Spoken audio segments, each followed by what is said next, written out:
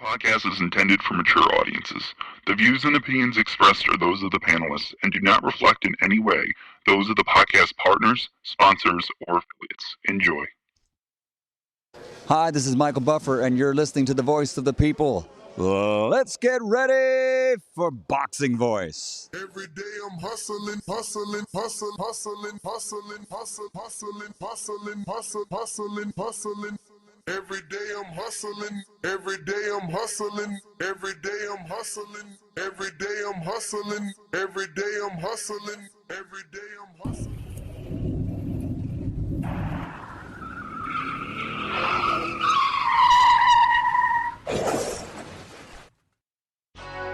We have new video from a crash that sent welterweight boxing champion Errol Spence Jr. to the intensive care unit. The crash ejected the boxer, but miraculously, he is expected to be okay. TheBoxingVoice.com. It's been a miracle, and a blessing from God that, I haven't had anything serious that would have had me out for a year or two, or just would have been, ending my career. That none of them guys wished that I wasn't back so fast, but I am back, and I want to fight the top names in the division. I have to ask you about your eye. We were all worried about you when you had to pull out of the Manny Pacquiao fight. I want to fight, so, But you could have gone blind. Yeah, one eye. I got another eye. WBC of IBF welterweight champion of the world. That's why I sound bad, and I told people I didn't want to tune up fight. I've been getting a second chance at life, and I've been getting a third chance at boxing. Nobody's worth Terrence Crawford. There's big fish on this side too that, I gotta fry. Like I said, I'm gonna get these belts over here, then I'm gonna come take Terrence Crawford belt because I said I'm gonna be undisputed welterweight champion of the world. SDS Promotions. He is the fighting pride of Omaha, Nebraska. He's good at what he do. Hey, Daddy. Undefeated WBO lightweight champion of the world. Hey, Daddy.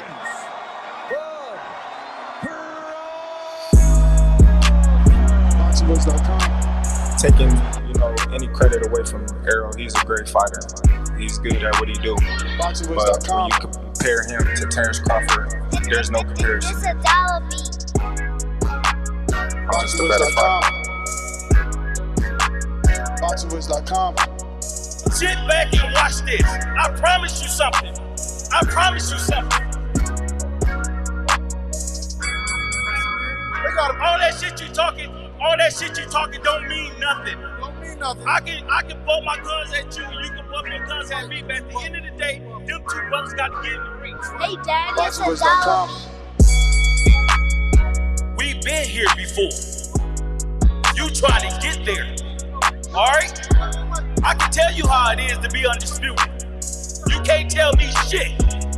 This a dollar. Hey, Daddy. Y'all support y'all fighter. Let's come together, make this event a success. BoxingVoice.com. Everything about Terrence Crawford is better than Errol Spence Jr. BoxingVoice.com.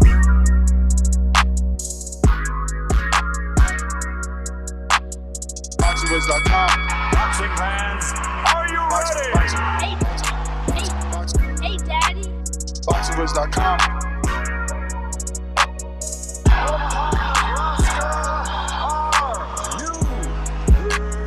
BoxingVoice.com.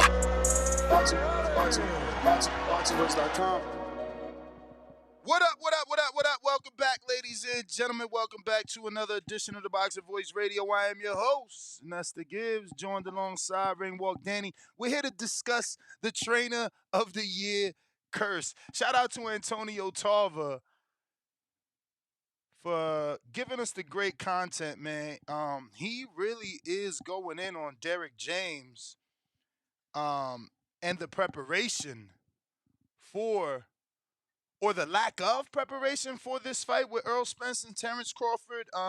He had some very choice words. We're going to screen share that audio. Shout out to Radio Raheem for conducting the interview that I didn't even have to get from his YouTube channel. That's how viral this clip is going. It's all over Instagram. People are reposting it. And in the comment section, man, I found one of my own telling Tarver to shut up. That he ain't did nothing in his career besides beat Roy. And I said, Lord have mercy. We live in a world where like people are just dumbasses. Like, how could a man beat Roy Jones and that's nothing?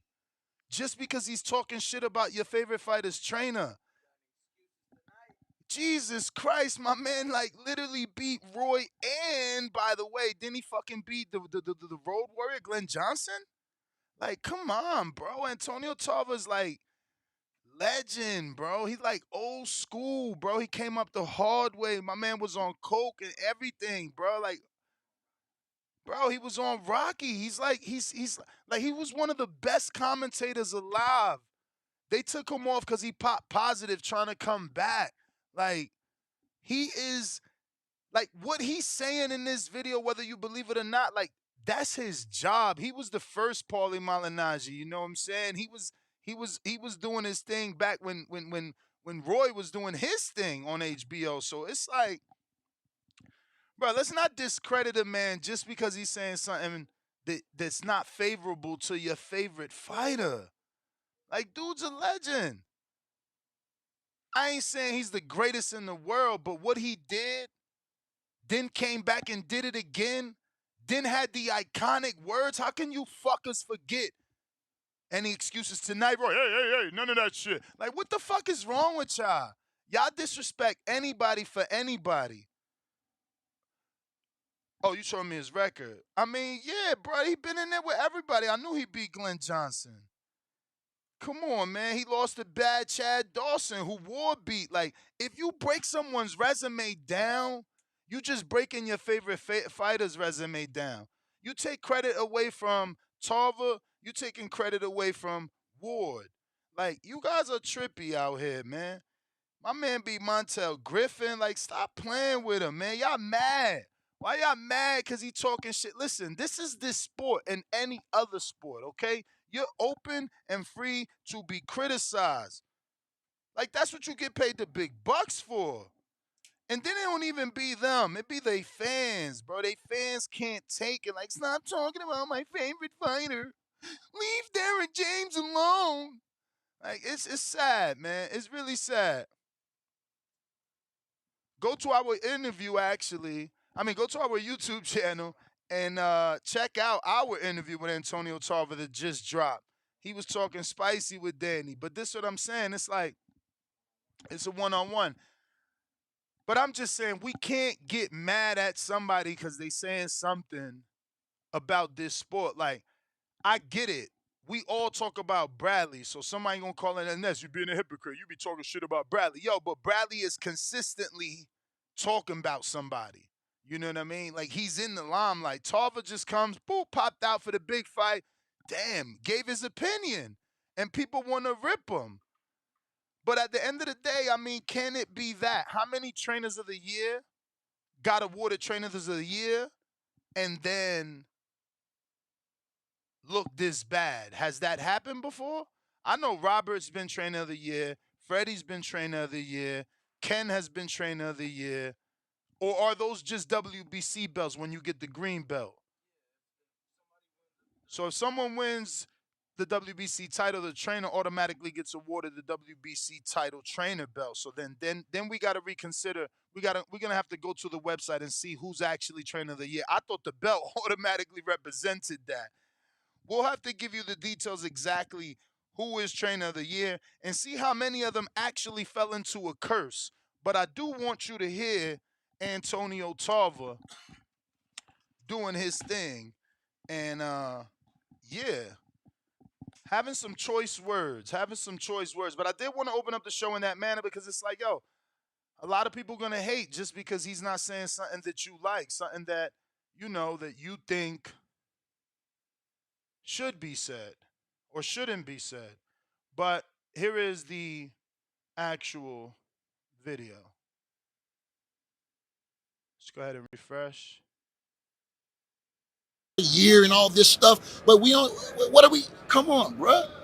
This man wasn't prepared for no Terrence Bud Crawford tonight, and the trainer got to take some flack for that. It's his responsibility too to have his fighter ready. Man ain't had nothing about no defense, no head movement, no feints. Didn't have his hands up, feet all everywhere, bruh. Where's the lessons? As trainers of the year and all this stuff, but we don't. What are we? Come on, bruh.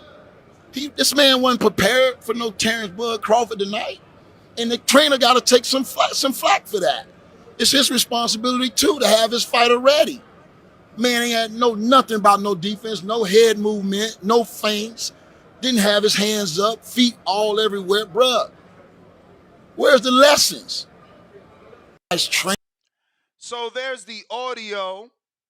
What are your thoughts? Maybe we should do a poll. I'm gonna have to do this real quick. Brandon, if you're watching, are you watching? Because Brandon can just send me a nice poll. This way people don't complain. Do you have a poll for today? So I'm thinking something like, is Antonio Tarver correct? Or do trainers of the year really, are trainers of the year really cursed? And let's find out who's the trainers of the year. Okay, shout out to Danny. Hard at work. We got a full list here from the BWAs.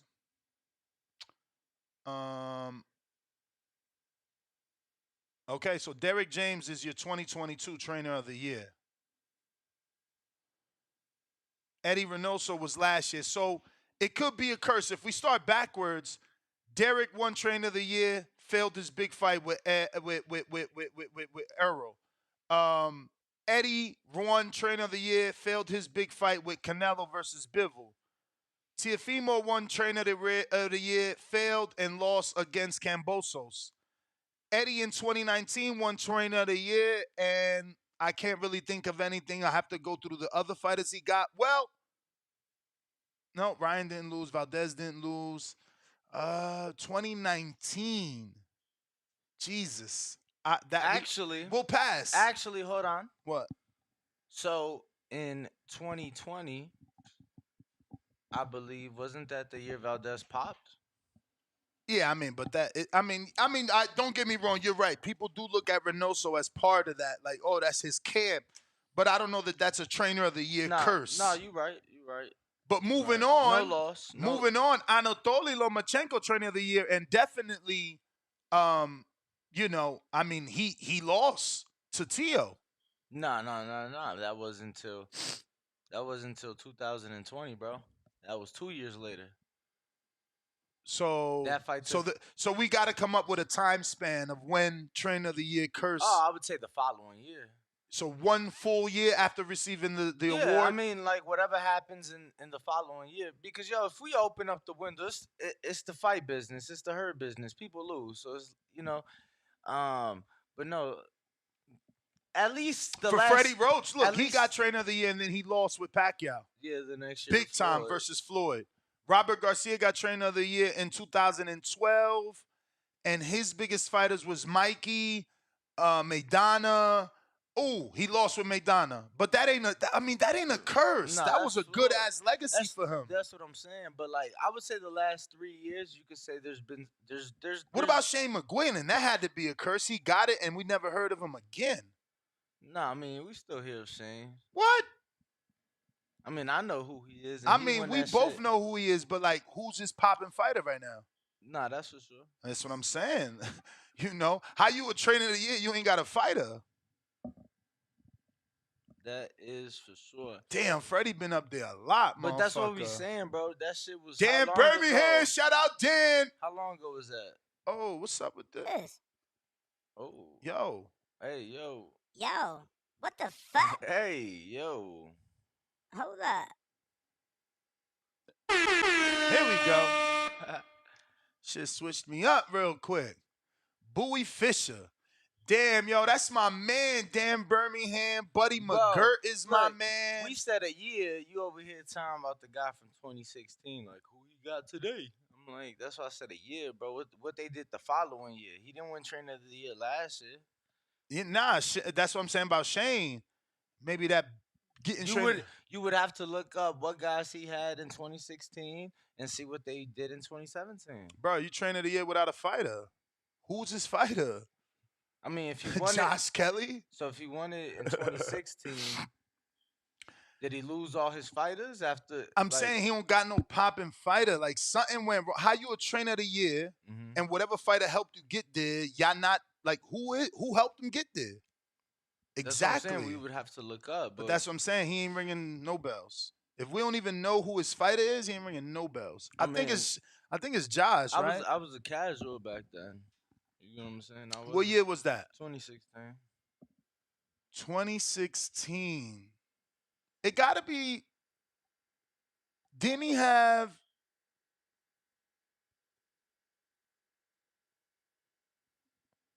He's the young-looking guy. He was the young guy before Ben Davison. I feel like he had Josh Kelly. Did he train? Is it? Let's just Google it. Is it George Groves?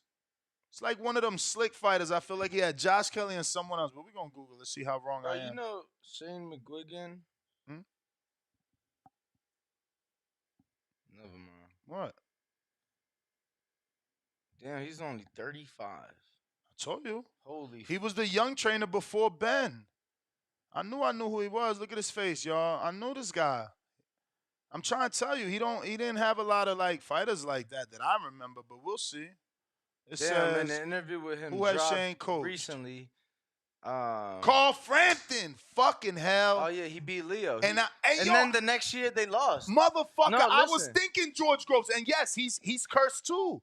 George Groves lost to Carl Froch twice. Yeah, but we talking the year after. All right, what year he won the belt? 2016. All right, let's go. How do we do that though? We got to go to his Wikipedia or something. Fucking hell. Wiki. He just dropped an interview. Bro, he had Fowler. Fowler got body. Well, I'm listening. Just dropped an interview. Who, Shane? And he said, "Fighters left me and accomplished fuck all." That's the caption of the video, at least. Yeah, I mean, Shout out I hear to him. Boxing Social. Oh, Lawrence Okoli left him. I told you. I said. I said Josh Kelly. It was Taylor. Fucker. He just coached against him, then, right? Yeah, and beat him. Yeah, with Billy. I mean, with the puncher. Billiam Smith. Yeah. Wow. He had Fowler, and Fowler retired early. He had Dubois in 2021. Dubois, but that means that Dubois. That's the time that he lost, right? 14. Let me see. 4. That's number 4. Nah, I ain't gonna lie. Chantel left him and been killing shit. Cameron? Of course. She got undisputed. And beat Katie Taylor, on top of that. Yeah, I mean, he got a champion, Billy Smith. And look, he went to 2020 with Josh Taylor. That's a run. So that's where he got trainer of the year. Oh, no, he got it in 16. Yeah, but in 16 he had Josh Taylor. Well, whatever. We going George down. Groves, David Hay. We going down a rabbit hole. At the end of the day, I don't necessarily know that there is a trainer of the year curse. Nah, because that's only but one. But it definitely puts more pressure, and the spotlight is on you now because you got awarded that. I was going to say that's only one. Performance? No, that's only one. Damn, because that's the BW. Boxing Writers Association of America. Uh-huh. He said award. It is award. Yeah. BWAs. Yeah, but it's AA. But bro, I remember. You been? What?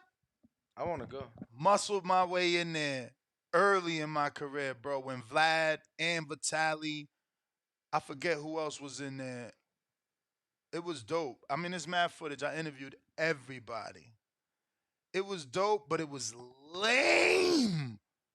Shit so dull and quiet. It's black and white affair. It's just like the lamest, over exaggerated, fancy schmancy shit.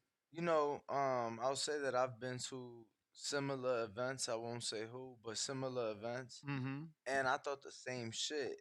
But So lame. I think now, B-Hop was I there. think today, like me today, I know more people in the business, more interactive. I get myself out there more.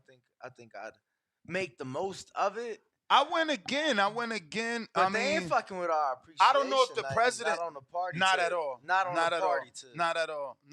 Not even as a function, bro. Only thing they got is that, like, if you're into wearing a bow tie and sitting down in front of a $500 plate, then that's all right. But you also paying for the $500 plate. No, for sure. You know what I'm saying? Like, and then you got to wear a fucking penguin suit. You know what I'm saying? The entire night. Like, I'm telling you, I went when they was in Copas because I was living in Jersey, and it's like, how the fuck am I not gonna go to Copacabana for boxing? Let's fucking go. Right. Iconic. And it was dope, but it's just like, again, it's like so ballroom. Yeah. That's the entire feel. I ain't gonna lie. Every once in a while, I like to, Throw on a penguin suit. throw Not that, me. throw that shit on real I, quick. I was the only one not in a penguin suit. I'm here to work. Nah, like even for the Bruh, ones I I've even been went- to, I'm not throwing on a tuxedo. You funny as hell. Nah. Keep calling it a penguin suit. I'm not Yo. throwing on a tuxedo, but yeah, bro, like slacks, button up. You feel me? Some loafers or some shit. I even went to the one after Bradley fought Ruslan. You remember when he fought Ruslan? You don't remember Who? that? Bradley, yes. So immediately after that, he got an award. Bradley did? Go check my interview. Punch drunk. Months later, you can listen to that interview and listen to him on Saturday night for the calling the fights and see that bro, he even says it, like he had to go to the doctor, he had a concussion, everything, bro. He was slurring like a motherfucker on, like the computer was slow. The disk drive just slowed down. It's crazy, bro. Boxing is so serious. That one was a dope one because what's my man name from the UK? Not Darren Barker. I think it was Matthew Macklin. Macklin came in looking like James Bond. Because, again, black and white affair. He got the fucking, you know what I'm saying, slick back. He came in looking like Bond. And then, he talked like Bond. So they had the red carpet. Everybody stopped. That shit was dope. But, again, the red carpet is the funnest thing. Once they go sit down, that shit, you go to sleep. Yeah, nah. It was the lights are so dim. They got so these dark, long, y'all. boring speeches. Shit, boring. That's why you gotta, have a few in you, I guess. Yeah, I mean, for sure. If you're watching this on YouTube, don't forget to smash that thumbs up button. It's going to help with the visibility of the show. We are talking Antonio Tarver's thoughts on Derrick James failing Errol Spence, not having him prepared. And let me just play it once again, because we're going to open up these phone lines. Whoever's ready to talk, go ahead and raise your hand. If you're ready to talk, go ahead and call 1-425-569-5241. If you want to voice your opinion, we're on Discord. We're on Twitter Spaces. If you want to give us your thoughts on the training of Derrick James for this fight versus Terrence Crawford. Did you think he had Errol Spence prepared? Because that's what Antonio Tarver is basically saying, that he did not. For that, it's his responsibility too to have his fighter ready. Man, he had nothing about no defense, no head movement, no feints. Didn't have his hands up, feet all everywhere, bruh. Where's the lessons? As trainers of the year and all this stuff, but we don't. What are we? Come on, bruh. This man wasn't prepared for no Terrence Bud Crawford tonight, and the trainer got to take some flack for that. It's his responsibility too to have his fighter ready. Man, he had nothing about no defense, no head movement, no feints. Didn't have his hands up, feet all everywhere, bruh. Where's the lessons? All right, so we're going to go ahead and open up the phone lines. That is Antonio Tarver. Those are his thoughts. That's what we're discussing. We're going out to J Matt. What is up? Yo, can y'all hear me? Yes, sir. Yo, what up? Good morning. Buenos Top of the morning. dias. Top of the morning. I do agree with Talk. Um, I think Derek said some things before this fight in his build up, and I think he was too emotionally invested in the wrong part of it. Uh, they had times where over the years he kept poking at Crawford's resume. And at first, I thought it was just like a promotional thing. Then I realized he was dead serious on it. So that can tell me he undermined it. He started attacking Vomac, but they was attacking each other. But it seemed like he just was more invested on smearing or like taking credit or not giving credit at the same time too. Now, granted, they were both talking shit for the build up, so I get it. But it seemed like at some time Derek became over invested in trying to like make his point or be vocal about it. He started talking about purses, what Crawford was doing and all that. I mean, I've been watching sport for a long time. They only had two trainers I remember that really got into it. It was Derek and it was Triple G Abel Sanchez trainer. And it wasn't common for me, at least, to see trainers negotiating for their fighters and what have you, like Derek and Abel Sanchez was. When he made comments towards Crawford being um, based off athleticism, I'm like, oh my God, I just see how he can't get that. I'm nowhere close to having the champions or having access to the trained fighters he didn't had, but you can see there's way more there than just athleticism. So when you listen to stuff like that over the years, you really question, and then you take the fighting how it went in consideration. Some of the advice he gave, like told Errol, keep working behind the jab. Like work what behind the jab? He's getting touched. He's getting countered. Danny Garcia had success against Errol. Late in the later part of the fight, going over Errol jab. And so some of the things was shown to Errol. A lot of the mistakes that y'all just seen, y'all just didn't see the fighters ever exposed like did because they weren't the level of a Terrence. And so Terrence just picked apart everything they had. So when I take that in all in consideration, I look at it, I say, well, damn, what did Derek really one think of Crawford, think of his team? He said quite a bit that let me know maybe he did undermine him. Maybe he did thought Crawford was small and weak and they was gonna be able to bully him. And Crawford showed you bits and pieces. You just had to have your eyes open.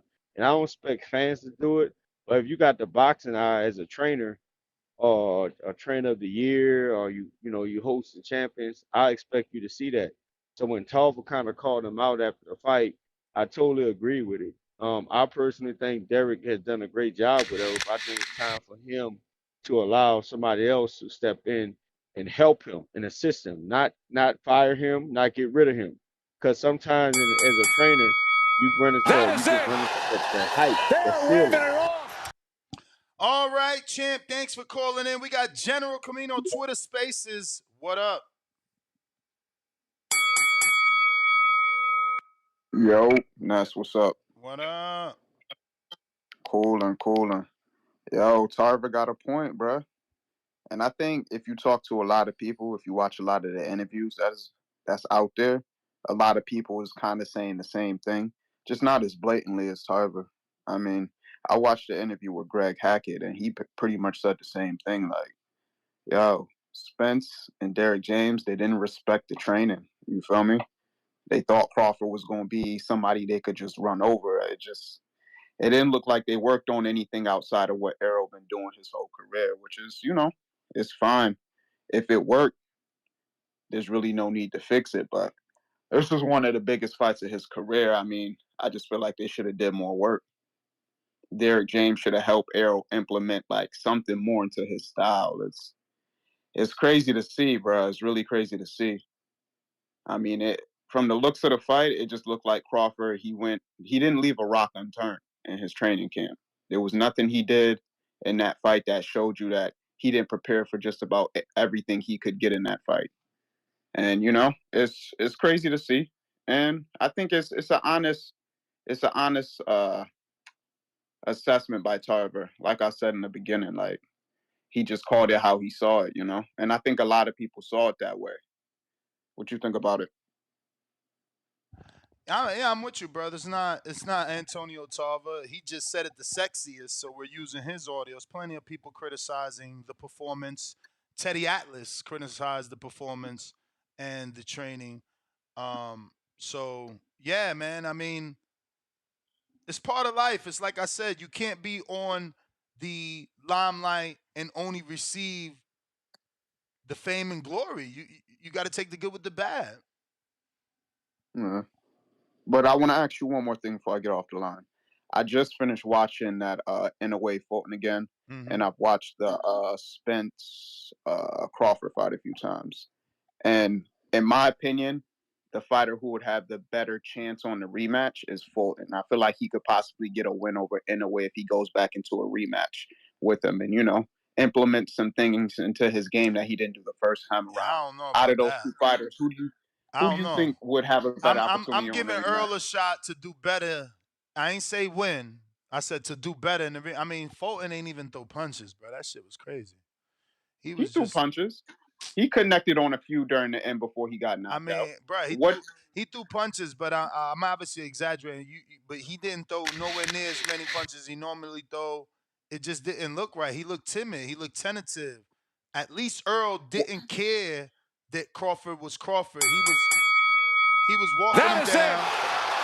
They are waving it off. He was walking him down. He was punching regardless. And that's what I said. Like, you got to give Earl credit for determination. The motherfucker just kept coming like a Terminator. It just wasn't effective aggression. And he needed to be effective with his aggression. But there was no aggression from Fulton. Like, he didn't show the tenacity to me in the fight that shows me that he even won a rematch. Jaime Nieto, $5. Derrick James, not the reason for the what would BSS? BSS. Beat down Spence. Beat down Spence. I don't know what the fuck, man. I think there's something to be said about splitting time between multiple fighters. Can't be good for Jamel. I've insinuated this, man. Jamel's been in Houston that whole first month of camp. Then he came out here to Vegas for the fight. We don't know where he's at now. I could ask Joanne. They're back in Houston. Well, they back in Houston. Derrick ain't there. Derrick, he in fucking the UK. He got AJ. Oh damn, you right. That's what I'm trying to tell y'all. Damn, you right. And then he gonna fly back to finally see Jamel. So if Jamel get the win, motherfuckers better understand it's my brethren. De lo mío. You feel me? It's my brethren, Joanne Guzman. That's why we invited him to the party. We watching him. We seeing him work. Nas, what up? You know, I'm always there. I'm everywhere. They never there. And because why would of that, you ever care? Yo, because of that, I heard Earl ain't sparred not one time. The entire time he was in. Rumors. Man. Rumors, excuses now. Nah, I'm just like there's a dude, right? Like, I don't even do this shit. No, listen to me. But this listen is what to this me. fight no, got no, you no, doing. Listen to me. My source is so credible, and they ain't got no dog in the race. And if they did, they dog would be Bud, not Earl. Mm-hmm. You get what I'm saying? Like, this shit come from good sources. So it's like, damn. I don't know if he was hurt. I don't know if they was trying to keep him fresh. But I do know that numerous individuals informed me Errol Spence didn't spar not one time he was in Vegas. And that was through a span of 3.5 weeks. So, it just makes me wonder why that would be the case, Again, man, if your source ain't in the camp, I ain't even trying to hear it, bro. Well, you feel me? Well, again, I was told that Errol Spence didn't spar for the 3.5 weeks he was in Las Vegas. Just like I said, yeah. You can say I hate Earl all I want. Y'all say he was the big fish. Now y'all got an excuse. How many hours is this since the fight, motherfuckers? Every day is a new excuse.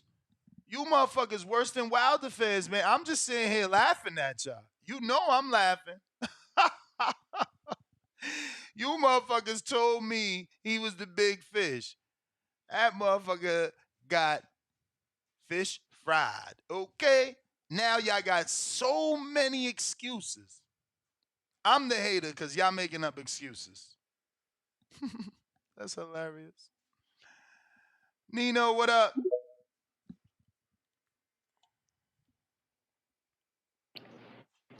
Yo, Ness, Danny, you can hear me? Yep. Yeah, man. Like I've been saying, I've been listening to Tarver for a little minute, but he pretty much spot on with it. But I feel like people are a little bit hard on Derrick right now, man. I feel like people just after the fact, it's easy to talk about him. You know what I'm saying? Since we all seen the performance, but I just feel like Errol Spence been fighting the same way for a minute now, and it's like when he was winning all his belts, beating people, everybody was loving Derrick. And now that he ain't got in there with Crawford and got pretty much beat up, everybody shitting on Derrick, which is understandable because he don't have a second game plan. But when I watch Errol Spence fight, I ain't never really seen him switch nothing up. He fight the same way to me, and that's just what I see. He like a come forward pressure fighter, aggressive. You know what I'm saying? He just fight the same. But really ain't nobody. I don't think no fighter he been in there with made him switch up his game plan. That's just how I look at it. So I don't think he ever had to go to a second option because shit, his first option always worked. And I just feel like that was the game plan they was going in there with. I just feel like they thought they was gonna break Terrence, and shit, he found out quick that it wasn't gonna happen, and from there it was just over with. So I don't know, man. I've been hearing so many excuses from these Spence fans, bro. I think the second pay per view will do all right, Did you actually, see his because eyes? you talking about before the fight. You talking about Spence? I'm just fucking being a Spence fan. Yeah. My bad. Yeah, bro. That's what I'm Bro, saying. he Though. I've wasn't been hearing. I've himself. been. He wasn't I've himself. been You ain't hearing see it how he high, walked out? You ain't see how he dog. walked out? He wasn't himself. He was leaning to The the left list when he is so walked out. crazy. The list is so crazy. I've been hearing he wasn't the same in the Danny fight. His face ain't healed all the way. His It's a face ain't doctor, a healed. neurologist came out saying he got brain damage, some weird shit. It's just so much shit going on, bro. And The everybody like, motherfuckers, the he gonna Spence be fans perfectly fine at invented. 154. The Spence fans invented their own doctor. He running around here called Dr. 805. Bro, I got into it That's with a what I fighter said. So I yesterday. was He was like, trying to tell me that shit. shit. Oh my God, the And I was fighter? like, He man, must not be a real fighter. Bro, professional. No, he not. He not a real fighter though. We didn't see him on Showtime. We Nah, didn't see he ain't him. even got no manager. He out here taking fights he out here taking fights in the last 6-7 days. Get the fuck oh out of here. He ain't no God, fighter. man. He ain't no fighter. I don't care Yeah, who he man. is. You hear Danny telling me the story. When you see me in the gym, walk up to me, tell me, yo, Ness, he was talking about me. I'm gonna tell you, who's your manager? Nah, I told him to Google it, and then Fuck he wrong with him. Googled it, and then he just looking at me like, "Damn." I'm like, "Bro, you just believe anything you hear?" Like, Anything. I'm These like, bro, you motherfuckers probably believe seen that shit on anything. TikTok or Facebook. Like, what the fuck? No, it's viral. Nah, for shit. That You know what else is viral? That is it. That Louis Farrakhan They're video. waving it Oh my off. God. Oh my Yeah, I'm God. out of here, man. Y'all hit that like and That subscribe. Louis Farrakhan video, they did remixes of that shit too, boy. That Oh shit is my serious. goodness. Brandon, what up?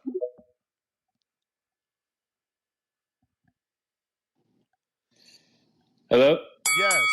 Yo, what up, Boxing Voice? What up? So I don't think Derrick James is at fault here. I mean, at the end of the day, it's definitely the person who's fighting that it's their decision and they have the willpower to actually win it or not win it. So I mean, Derrick James can help in terms of the motivation and stuff along those lines, but in terms of at the end of the day, the person who's deciding to win or fight the fight in the way that they are, that is the fighter. So Derrick James, I don't think you can really anybody can put the blame on Derrick James, although maybe Derrick James could have warned Spence a little bit more about Terrence Crawford's style of fighting beforehand and told him that, like, this guy hits pretty hard. You got to be on the watch for that. Maybe he could have been more aware during the fight and possibly, I don't know, maybe block some of his hits because honestly, bro, when he was literally just pounding on him, like wailing on him, and Spence had no defense. Like that was insane. Like there had to be some sort of way to counter that, and he didn't have any way to counter that. He was falling right into those traps where as soon as he took a jab, you know, Crawford would just literally hit him upside the head. Like it was insane how perfectly timed those hits were. And Derrick James, man, you know, if you're a coach, you got to be warning him about that. Like, you know, and there's previous footage of Crawford's fights, so you can, you know, go back, look at the reels and the films to see that, and then you can just literally see what he's going to do most likely, because fighters don't just change their style, you know, all of a sudden. Like they have the same style pretty much, you know, over the course of many fights. And you got to be warn him about that, Derrick James. I mean, if I was saying Derrick James is not a good coach, maybe he's a good coach, but he's not. He should have in terms of this Crawford fight. He definitely failed, man. He definitely failed. I mean, Crawford's coach, I don't know his name, but that, you know, the big, you know, fat dude or whatever, Bomac. Bomac. Yeah, I mean, Whoa. even he, I'm not even saying anything about him, you know, in I the got wrong you. way, but he's a better coach than Derrick James, in my opinion. I mean, I but mean, the way yo, that it's he, a team of them though. It's a team of them though. And I was with them last night. During my interview, dropping a day on youtube.com/slash the boxing voice, he made it clear. He like, yo, and it ain't just me, Red, and Isau either. You know, they have a fuck, I forgot her name. They have a woman, strength and conditioning coach that Bud uses, that Chris Eubank is using, that Steven Nelson, you know, the team uses. Um, you know, they have perfecting athletes, so it's definitely a team. So I don't know, man. I feel like a lot of people suggesting that he probably need to bring in somebody else to help. You know, Jermel has remained with yeah, Derek, but he's brought in Joanne Guzman to help. yeah, he should have brought more people to help, guaranteed. But that's all I got to say about that. Thank you, guys. Have a good one. Have a good one. Yo, you were concerned.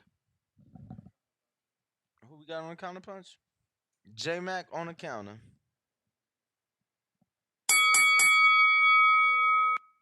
Yo, can y'all hear me? Loud and clear. Hi, I'm just listening to the callers. The last caller said it wasn't Derrick James. It's on the fighter. I totally disagree with that. Cause when you got a trainer, especially a trainer that's trainer of the year, I mean, he don't get that accolade just off for just showing up. I mean, he has to have done something or accomplished something with a fighter and what have you to establish that or establish yourself as that. I think Errol and Derrick has been a great team for how for Errol's success. But he also critiqued Derrick for not seeing the mistakes that Errol been making. Errol been making these same mistakes for years, leading over his front foot, not working on timing with his jab, pushing his jab, losing his balance. Like all this stuff it's been right in front of you. Derek been right there watching watching it fall through all the time. What it is when he was so dominant, just walking through people and walking through shit, they never fixed it. So they was like, if it ain't broke, don't fix it. But at the same time, when I said in my call earlier, he obviously misjudged Crawford because everything Errol did wrong, Crawford was the fighter that was gonna capitalize on it. And he showed you and he told you. So why I do fault Derrick James is because he had the time to see it, but he was so worried about telling the world that Crawford was just an athletic fighter and trying to mislead everybody to where maybe he missed it. Maybe he just didn't catch it. Maybe he just not that well rounded enough to see it and only know what Errol's goodness, I mean, what he brings and what he does good to the table. My last point of why he need to definitely bring somebody else out. He's in London right now, training for another fight, training for an AJ fight. When Yeah. you start taking fighters of that magnitude, you gonna need help, whether you want it or not. I think Derrick is a powerful person. I think Devin has a point to prove. I understood he did get it out the mud. I understood what he accomplished with EJ. But since he did expanded, I think it's time for him to bring somebody else. And my last point is definitely Derrick James' fault as well, not just on the fighter. It's the trainer's job to either save you from yourself or prepare you and put you in a situation so you can work on the things, especially in a fight of this magnitude. So Derrick got to get that. he got to get that work. That's my counterpunch. Yeah, man. I wonder what's this gonna do for the psyche of a quote unquote already broken fighter in AJ. He was out here on his big brush shit like bum bum bum squad AJ. Yeah, I'm picking. that egg on his face. They are waving it off. Yo, that egg on his face. He said, "Yeah, I'm picking Earl. I'm riding with Earl." Cause of that hometown shit. All of a sudden now, cause you in the camp, you gotta pick him. Right, you just know met you that gotta- motherfucker. You know you gotta pick him. Man, knock that shit off. Remain neutral then. Remain neutral then. Say, you know what? Great fight. I just got here, man. Great fight. I just got here. I can't pick just yet. They both great fighters. I've been watching them both fight. Fuck. All of a sudden, you team fucking. That's your last fight with them. You best believe it. Shit. Now look. Now he going into the motherfucking Dillian White fight broken again. Like, fuck. We just thought this motherfucker was gonna make us dominant. He took a loss. Come on. But I don't see him my way. If you want to talk, you know what to do. Go ahead and call up the number 1425-569-5241. Press 1 time. You can also join us on Discord and Twitter Spaces. Let's see what we got going on over here. We got a couple super chats we got to get to. You know where you We got stopped Jaime off at? Nieto. We got Boxing IQ 360. Fact check your callers. They said there was no 140 when Duran jumped from 135 to 147. Benitez was the WBA champ, 1976 and prior in 80. Facts. That was mixed memorabilia, not callers. Mixed memorabilia. He also owes a counterpunch never paid. Damn. And he also is the one that claims Tank is not special. Tank is not special. His name is Mixed Memorabilia on Twitter. Wrong soundbite. We got Boxing Fanatics with a fat $20.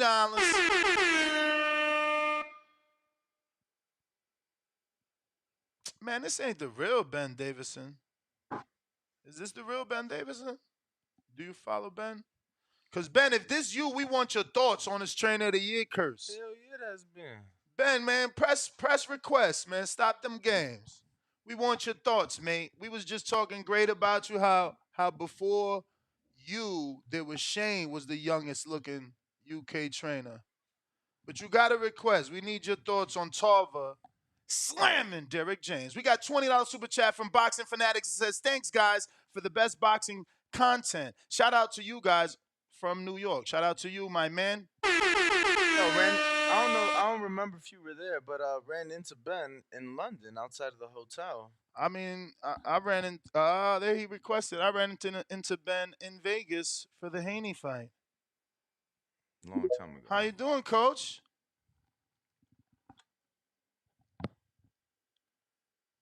Damn, it didn't connect, Ben. Oh, it did connect.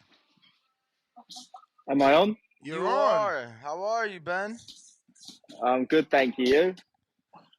We're good, man. Just here discussing the Antonio Tarver rant. Have you heard it, or should I play it back so you could get it word for word?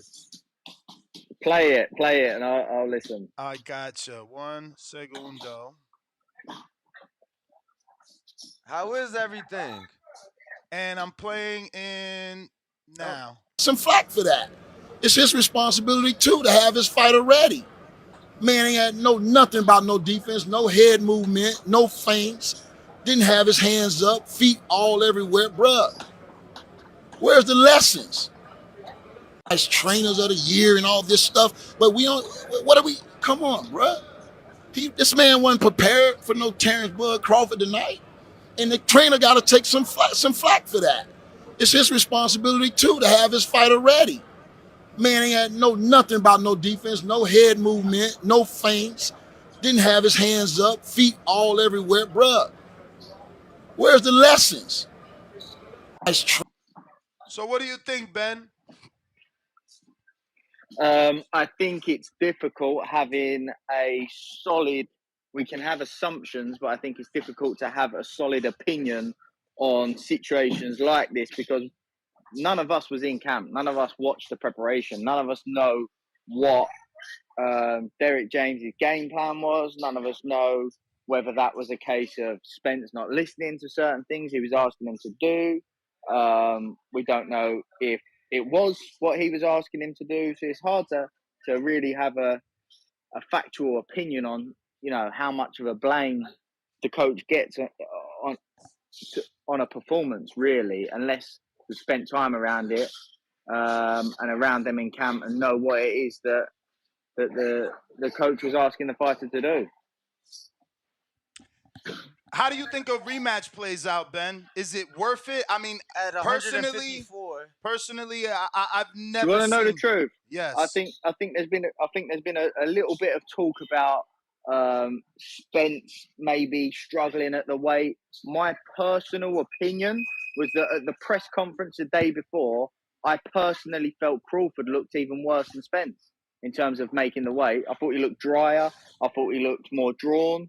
And I've been in the gym with Terence, and he's a lot bigger than what people assume him to be because he's the one that come up from 140.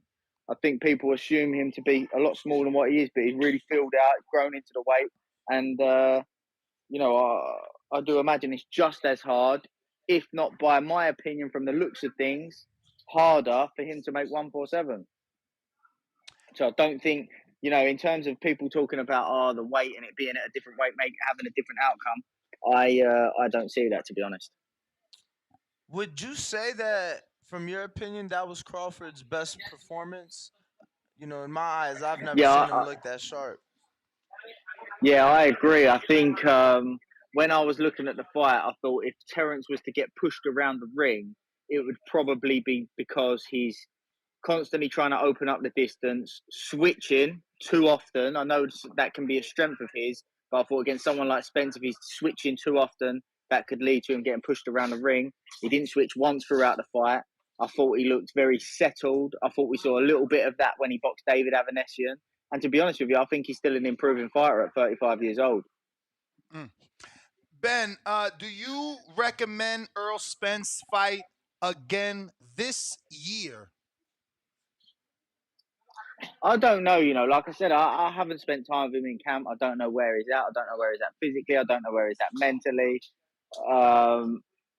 So I'm probably not, I'm probably not qualified enough. I know everybody wants to listen to people's opinions and that, but the reality is I'm probably not qualified enough to make that call on whether I think Spence should box again this year or not. There'll be people that are closer to him that will know more about that. Like I heard you guys talking about Miss Anthony Joshua fight week next week. I'm sure there'll be some questions and some media work that Derrick James will be doing, and I'm sure those questions will be asked next week. How do you think that's going to play with Joshua Psyche? He went to a dominant trainer expecting to be, in a camp that's a winning camp, and all of a sudden the biggest name in that camp takes a loss a week before his fight. Is that going to do something to his mindset? To be honest, he's an experienced guy, isn't he? He's a two-time unified heavyweight champion of the world. So I think that as much as he would be supporting his stablemate, I think that his focus would be solely on his fight and what he needs to do in his fight.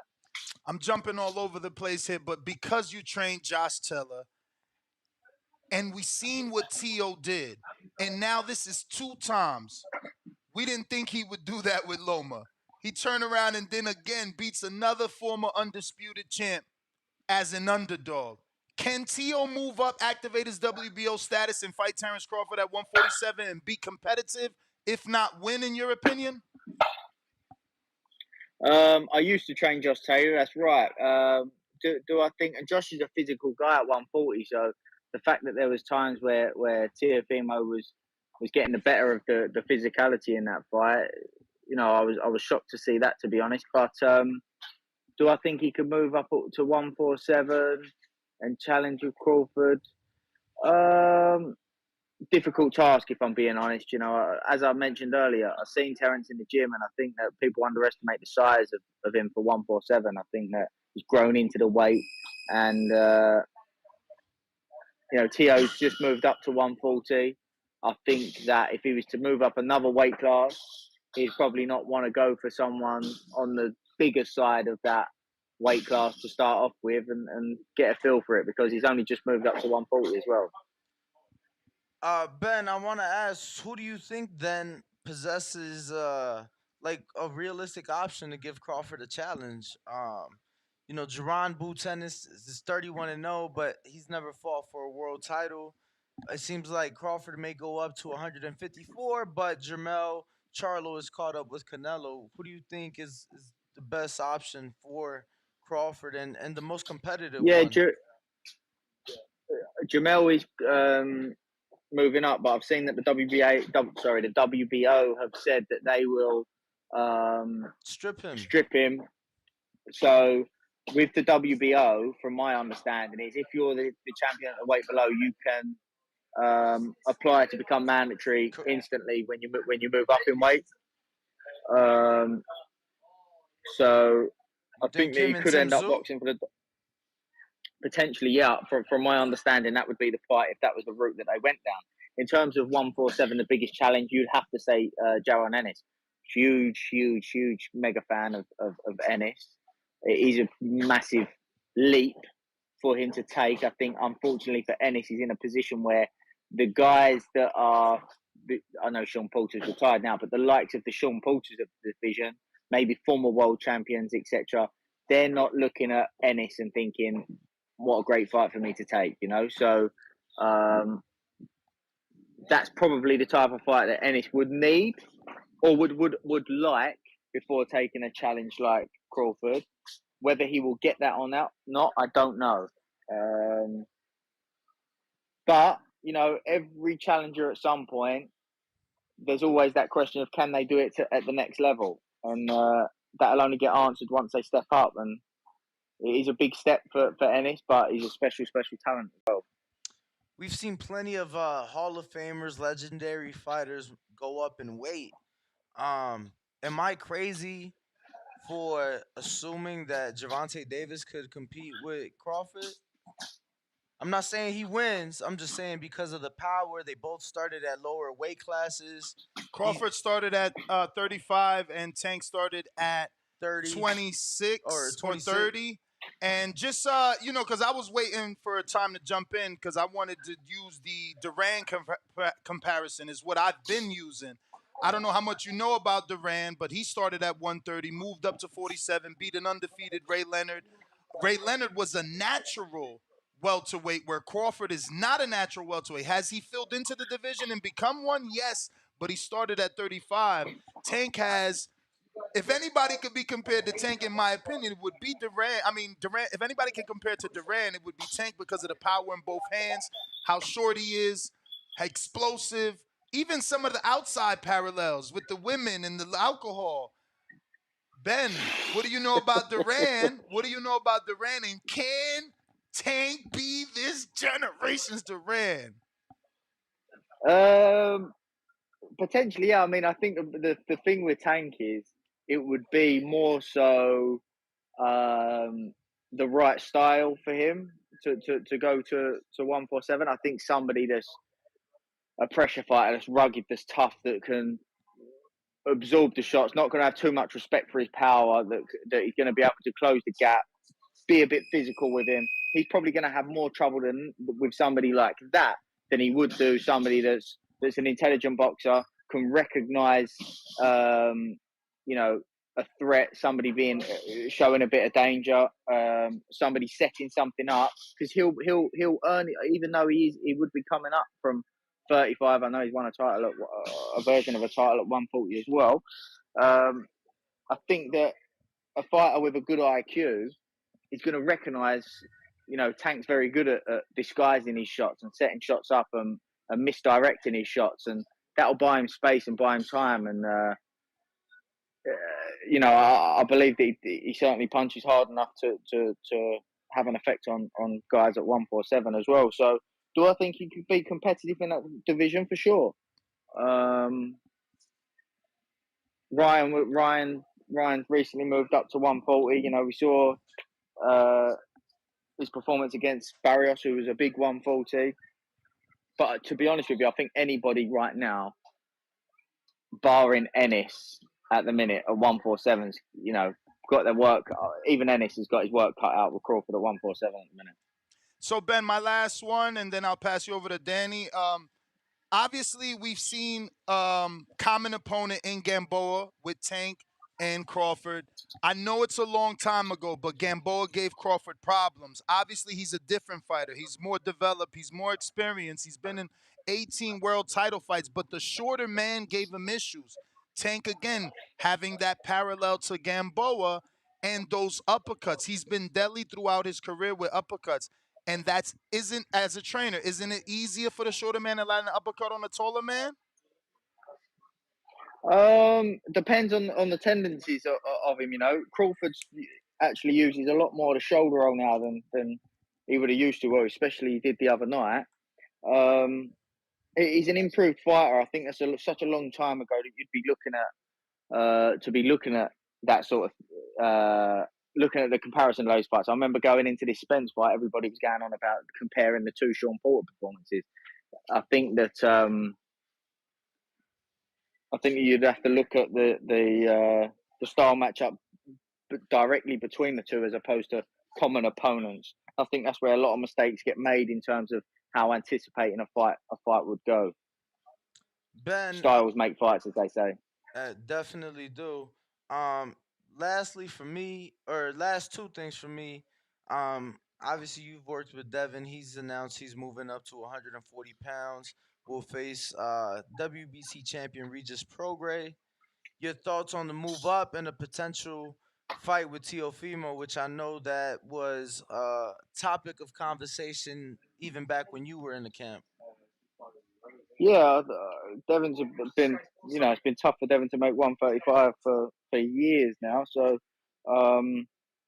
it's no shock that he's been looking to make that move up. Obviously, the opportunity come up to become undisputed, and he wanted to do that and achieve that. He then had the opportunity to make a huge mega fight with Lomachenko, and you have to credit him for choosing to take that fight as well. Opportunity comes up now where he can become a two-weight world champion, and he's looking to do that. So I think it's a good fight. I think it's a good fight for Devin. I think it's a good fight in general for the public, the boxing fans, and intriguing. How do you see it play out? You said intriguing. How do you see it play out? I think I don't want to say too much because obviously we still do bits of work with Devin. So I think it would be it'd be wrong to talk too much on the fight. I got you. Well, obviously you have prepared a fighter, a world champion, and been successful against Regis Prograis in the past. What would you? I didn't train Josh for that fight. Oh, not for that Josh one. trained with another trainer. Oh, sorry No, about before that. Josh was training Okay. somewhere else before. That's all right. And last thing for me, it's been announced October 7th in Sheffield, Lee Wood, Josh Warrington. That should be a banger. Talk to us about the fight. Yeah, it's not going to be anything but an absolute barnstormer, as we say over here. So, Josh brings high volume. Always brings it. Lee, big puncher, huge puncher. Both. Sometimes I think fighters, both have got huge fan bases, right? So sometimes I think the atmosphere can get to a fighter and it can have a negative impact on fighters. However, I think the intriguing thing about this fight is both of these guys thrive off of those atmospheres, and the fact that the arena is being segregated into two parts, half Warrington, half Wood. That's dope. Yeah, I love that. Yeah. Is it more of a safety concern? Well, they've both got huge football fan bases, so I think one, it's a they for safety, and they want everybody to have a clean, enjoyable night. And secondly, I just think it will cause a bit of I think it'll create an even more special atmosphere where Absolutely. both fan bases are going to want to outdo one another. So I think the atmosphere is going to be electric. And like I said, I think both fighters thrive off of that. So I just can't see it being anything. But to be honest with you, you might as well give the pair of them fight of the year already. Super duper last one, Ben, because I feel like I would be irresponsible. Right, you've been said, but all of you have been saying that for the last 10 months. Is that I feel like I would be irresponsible if I don't ask you, have you already been studying a new way for Lee Wood? Because you know he's coming up. You know he's coming up. I haven't, no. To be honest with you, 120, Lee's now 35. He was 35 the other day. 126 is difficult for Lee to make. So this could potentially be Lee Wood's last fight at featherweight. He may be looking to move up himself. But I've got a funny story, actually. So Lee previously went over to Japan to spar with Inoue. Inoue's brother. Yeah, that's right. Quite a few years ago. And so Lee got in the ring on the first day of sparring and was sparring Inoue's brother. Apologies, but I forget his name. And Lee actually dropped him. Then the next day, Lee thought he was sparring the same brother again. And he said, something just seemed different. And Naomi had obviously jumped in to spar with Lee because of what had happened the day before. Oh, and then he came to defend his brother. Yeah. How did that go? Yeah, good. Lee said it was brilliant sparring, but Inoue recently done an interview and they said, you sparred so many different fighters. Has anybody ever stood out? And Inoue did an interview and said, out of all the people that I've ever sparred, Lee Wood sticks in my mind. The power was crazy. So, yeah. Maybe one day it might happen, but there's a chance that this is Lee's last fight at 126 pounds. That's a pretty amazing story. Listen, man. Right, boys, it's been a pleasure, but I've got right, no worries. Thank you so much. Thank you so much. Thank you. What a treat, man. Thank you. There you have it, ladies and gentlemen. That was trainer Ben Davison live on the show, and we certainly appreciate him giving us a couple seconds of his time, if not a whole half an hour. Couple seconds. Shout out. Keeping the phone lines moving. We got, Super Chats. We last stopped off at the $20 Boxing Fanatic. Flashy, $5. I know the smell ain't starting training with DJ yet. He been working with Joanne Guzman this whole time. Thinking emoji. I respect Derrick James, but got too much going on in the gym right now. It's so funny, bro. Shout out Bobby Smurda. About a week ago. Actually, no. Shout out Jay-Z. It was all good just a week ago. 1 week ago, Derrick was trainer of the year. 1 week ago, Derrick had a superstar stable. 1 week ago, Derrick could fix anybody. We ain't even been 7 days removed from the fight, and now Derrick got too much on his plate. Derrick ain't trainer of the year. Derrick need to bring somebody in. Yo, this is the most brutal sport. Brutal. Nah, definitely brutal. Best believe that. Crazy, bro. You best believe that. We got average boxing fan, all $2. All it takes is one L to be called sorry, glove emoji, or trainer. Yeah, and that's what I'm saying. All it takes is one loss, and all of a sudden you're no good. Everything you've done, it doesn't matter anymore. It's crazy, this damn sport. One Way Renzo, $2 super chat. Seems like Popovich ran into, what the hell? Is this some UFC shit? Nah. Remember they was trying to compare Derrick James and his stable to San Antonio Spurs coach Greg Popovich. So who the hell is Spoelstra? Spoelstra? Whatever. Foreign to me. Eric Spoelstra? Nah, they just put last name. Popovich ran into Spoelstra. Oh, yeah, they did play in the finals. That's right. Yeah. Shout out to Ray Allen for hitting that three in the corner. Damn, Ray Allen? Yeah. What? He still plays ball? So, look, it was funny, right? This was so many years ago. Now I feel like the old heads, they be like, my era's better than your era. That's crazy. How he's still playing ball? You probably saw Ray play like in Milwaukee. I never saw him play. I only know Ray from He Got Game because I'm a Rosario Dawson fan. Cool. So See, that's why it's important for you athletes to get in movies. We cool. associate, boom, and it's like, oh shit, now I follow that guy's career. So LeBron, he was always with Cleveland in the beginning. He's Mhm. from Akron, so local and shit.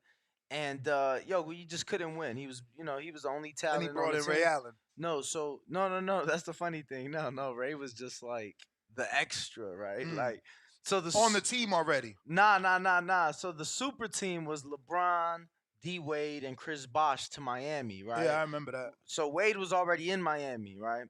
So then, anyway, That's when they playoff burnt. series. That's when they burnt LeBron jersey, Right, and right, he right. was like, "Yo, I just want a ring." Yo, so that series, feel me? The first year they go to the finals, if it ain't for Ray Allen hitting that three in the corner, they don't go to Game 7. That was Game 6. They don't go to Game 7, and Shout out to my boy Jaime Nieto, $5 super chat. He says, "Danny, don't put that out there, champ. Just gonna add to the list of excuses they coming with, but just better." Point blank. No, Period. I totally agree. Look, bro, my sources were so good, and I was like, yo, but even if he would have like that that vast, it was such a huge difference in skill in that fight. I don't think it would have made a difference. Like, cool, his timing could have been a little bit better, but it's like he still got caught. Like, go back, watch the fight. Bud still got caught. He just ate those shots up real well. He certainly took them shots. $20 from Bobby Shaw. Drop a bomb for that. And I owe a bomb to Boxing Fanatic. You know what I mean? You did that too. So that was for you, champ. Never forget it, man. You know, the supports. We got Bobby Shaw 20. He says, "It's Earl fans upset, but get your tall for nothing ass out of here. You was with Ryan weight excuses and was with Canelo vegan and not eating meat and broken hand, and he was a baby versus Floyd excuses. Out of here. Just admit it." Well, the good thing about me is even though you want to put me in a box, I've been doing this for so long that my pick on Floyd Canelo is there, and it's certainly not Canelo. So I never called him a baby. And the excuses with Ryan, I guess I could be put into that side of the street where I made excuses because you hear me now.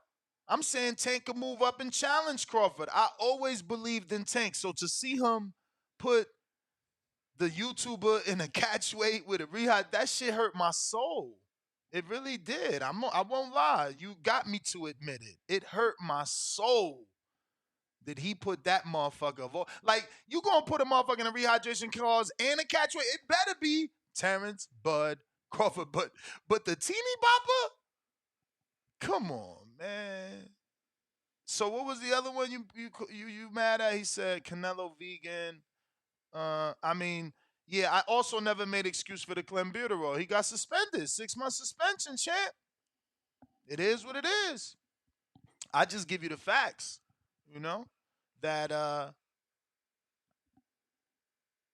the WADA raised the levels, so did VADA. So that's why the WBC only gave him a 6-month suspension because the trace amounts, they just were, what was the word they used?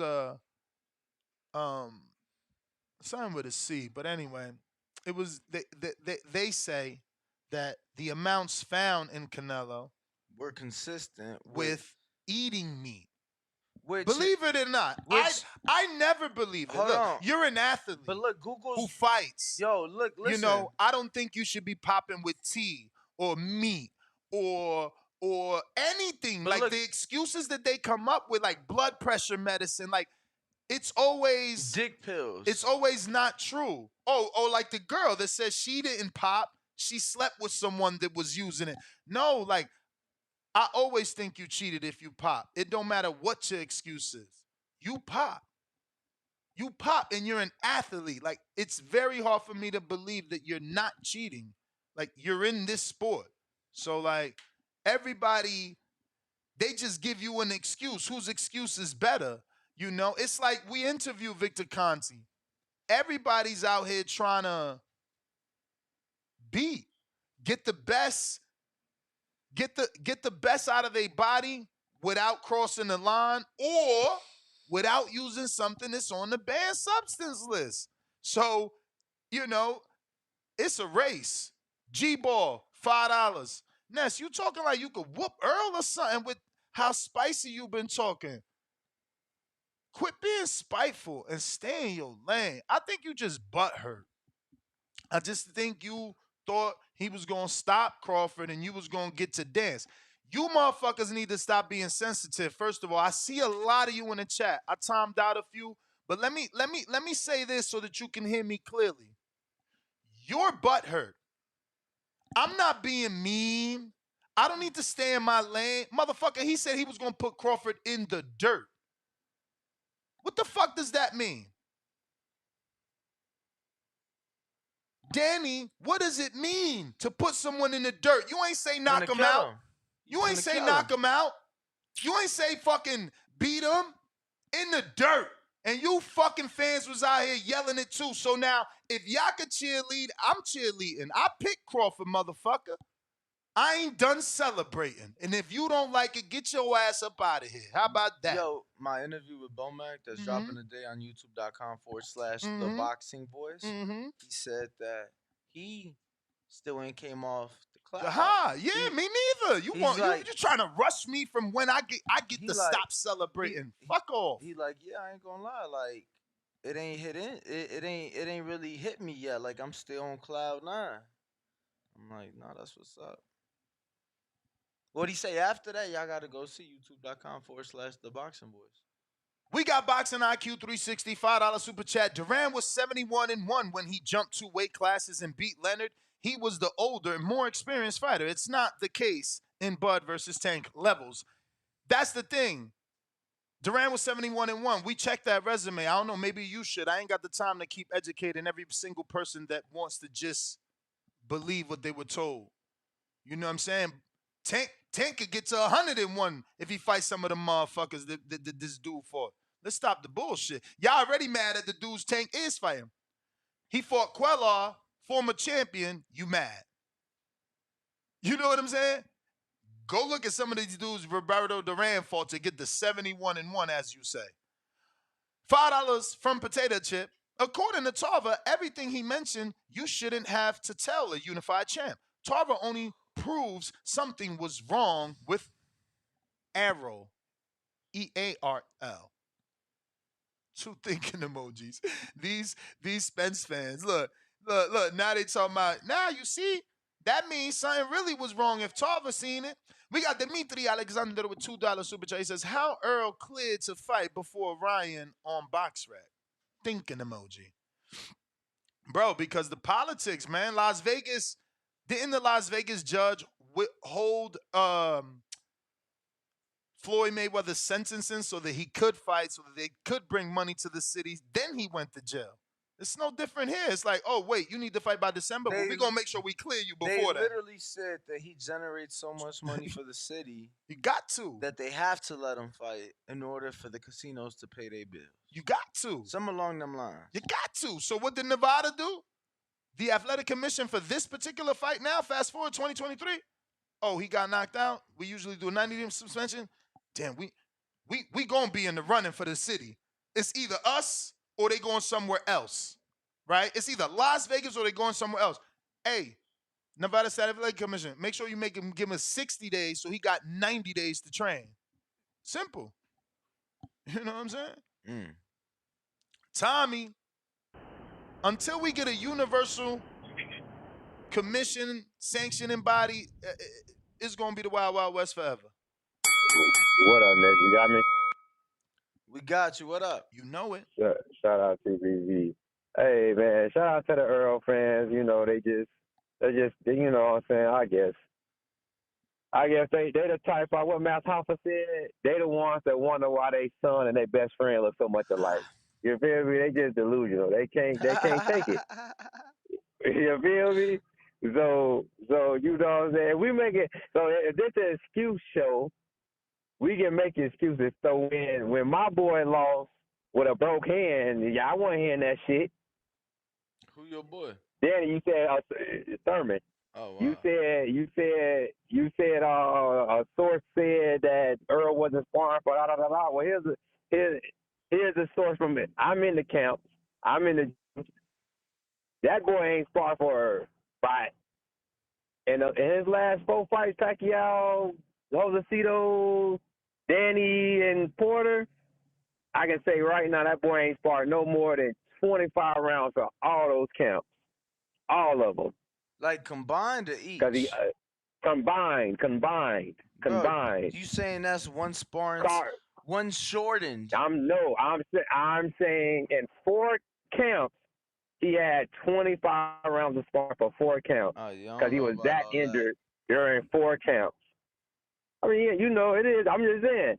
So excuses because when somebody else takes a loss and it's somebody just better than them and that's just it. But I ain't I making guess no these delusional excuses. Earl fans got everything going. I'm just telling me So what good sources told me that. You get what I'm oh yeah, saying? yeah, yeah.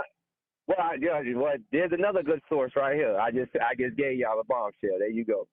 So, but if people gonna use he didn't spar, that's why. Well, okay, I can say the same thing about my boy. So, but it is what it is, man. Derrick James has proven to be a good coach. So I don't really know why people diss him too hard. But at the same time, like, you can't say something was wrong with Earl because Antonio Tarver said what he wasn't doing. He wasn't doing all that. He didn't have all that in his fight. And Crawford was what I saw was Crawford was willing to punch between shots and catch and shoot. So that obviously that's when you're open to take a punch. So Earl's known for having good defense, I guess, but Crawford got faster, and I don't feel like Earl's timing was off. Nigga, he just slow. You just slow. Like that's it. That's it. You slow, and you fucking with somebody that got odds like that. So you can't be slow with people like that. So, but you gotta have a good one. That is it. They are waving it off. Appreciate the call. All right. We got Suleiman the Scholar.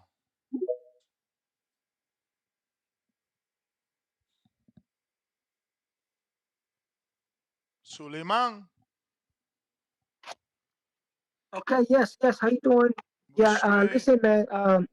Yeah. So the show's pretty good, man. I'm having fun listening to all the opinions. But I agree with you 100%, and also Antonio Tarver. Um, that guy had to do something with that young guy. He had to train him for this fight. He had to train him. Like you could tell they're stuck on that mode, that rough, powerful style they got. Because once that powerful style didn't work, he didn't have a plan B. He didn't have a plan C. You know what I'm saying? His body attack is telegraphed. He got a telegraphed body attack in his left hand. He telegraphs it too much. He never showed the kid how to throw a better shot. You know, and his head movement is. I think what happened was he was supposed to lose that fight with Ugas, but he fought his heart out. He won the fight. You know what I'm saying? But they were just happy they won that fight, and they didn't implement another game for him to win. And the preparations for this fight, this guy had to fight with David Avanese. He was sharper. He fought a dude that was a real threat. So that was a real good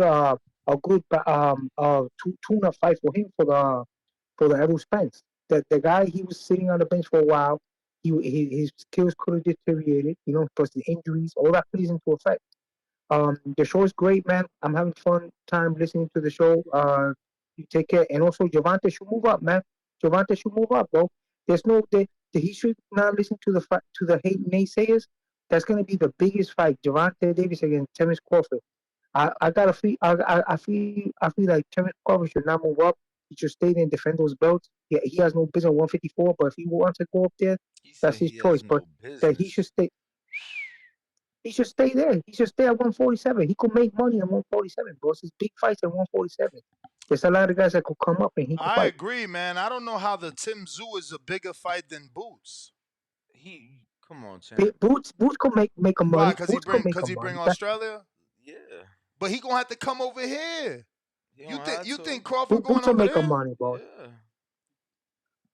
Boots will make him more money. Boots will make him more money than that fight, man. Crazy. But you guys have a great day. Thank you. I mean, you can't deny that he's got a bunch of Australians that would travel. How many? I don't know. How many that live here? It's what the I don't know. Australian government is willing to pay for that. But how they gonna pay for something over here? Over there. Oh, so you saying Crawford going over there? Bro, that's what I keep saying. Whoa, did you ask Bomac that? Come on, man. YouTube.com/The Boxing Voice. I'm just saying, bro. You Get gotta with let the it. people know that Get you with it. you I want ain't it. bullshitting. You gotta let them know you want it. You got to. But listen, if you're watching this on YouTube, go ahead and smash that thumbs up button. It's gonna help. That is it. They are waving it all. It's gonna help with the visibility of the show. It's gonna help put this episode in the eyes of other boxing fans that haven't quite yet found us. So go ahead and help us remain number one on iTunes by dropping us a 5-star review. On yesterday's episode, I showed you guys how to drop a 5-star review, both from computer and phone.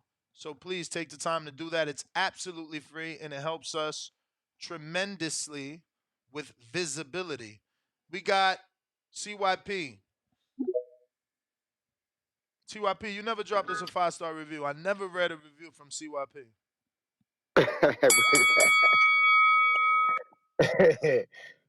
So, man, all right, at the end of this call, tell me where to go, because you know what I'm saying? Tell me where to go. Tell me where to go. I got you. I don't know. E4O. All right, CYP Discoveries, coming back at you. First off, Roberto Duran did not jump up no weight divisions for no Leonard. He was already there and had 8 fights at welterweight versus before. nobodies. No, but no. What I'm saying is Leonard was at 147. But Duran was already there for 8 fights before Leonard even became a champion for the first time. Like Leonard wasn't even champion when Duran was fighting at 147. He didn't move up for him. Like people add on to these myths because they think people are lazy and they not gonna fucking study.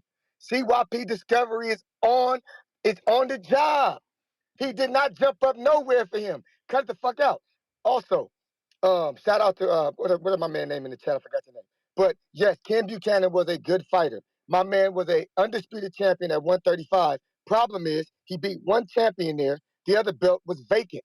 That's how he became undisputed. I'm trying to figure out, you beat one champion and you're undisputed, but we're talking about how much 4 belts matter. I like one belt be the champ, but you can't be the best in 135 undisputed if you're saying Duran was the best of the era. You're undisputed, but they say Duran's better. That means they're belittling your career, my guy. I'm just keeping it fucking real with you. So stop with the Duran shit. The last take, I figured this out. Anybody who want to discover it, discover it. By age 30, Roberto Duran, Tank Davis.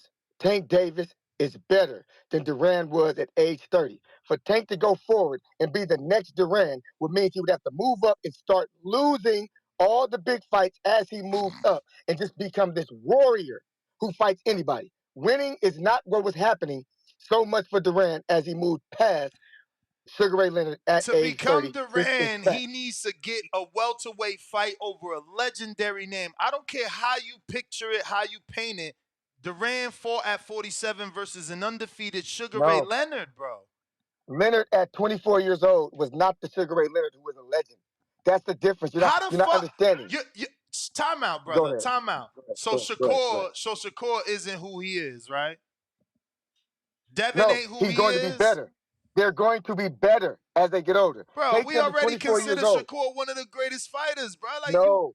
all right. Take him to 24. Go to 24 years old. Shakur is 26 right now, right? That means he was a 2-division champ after 24.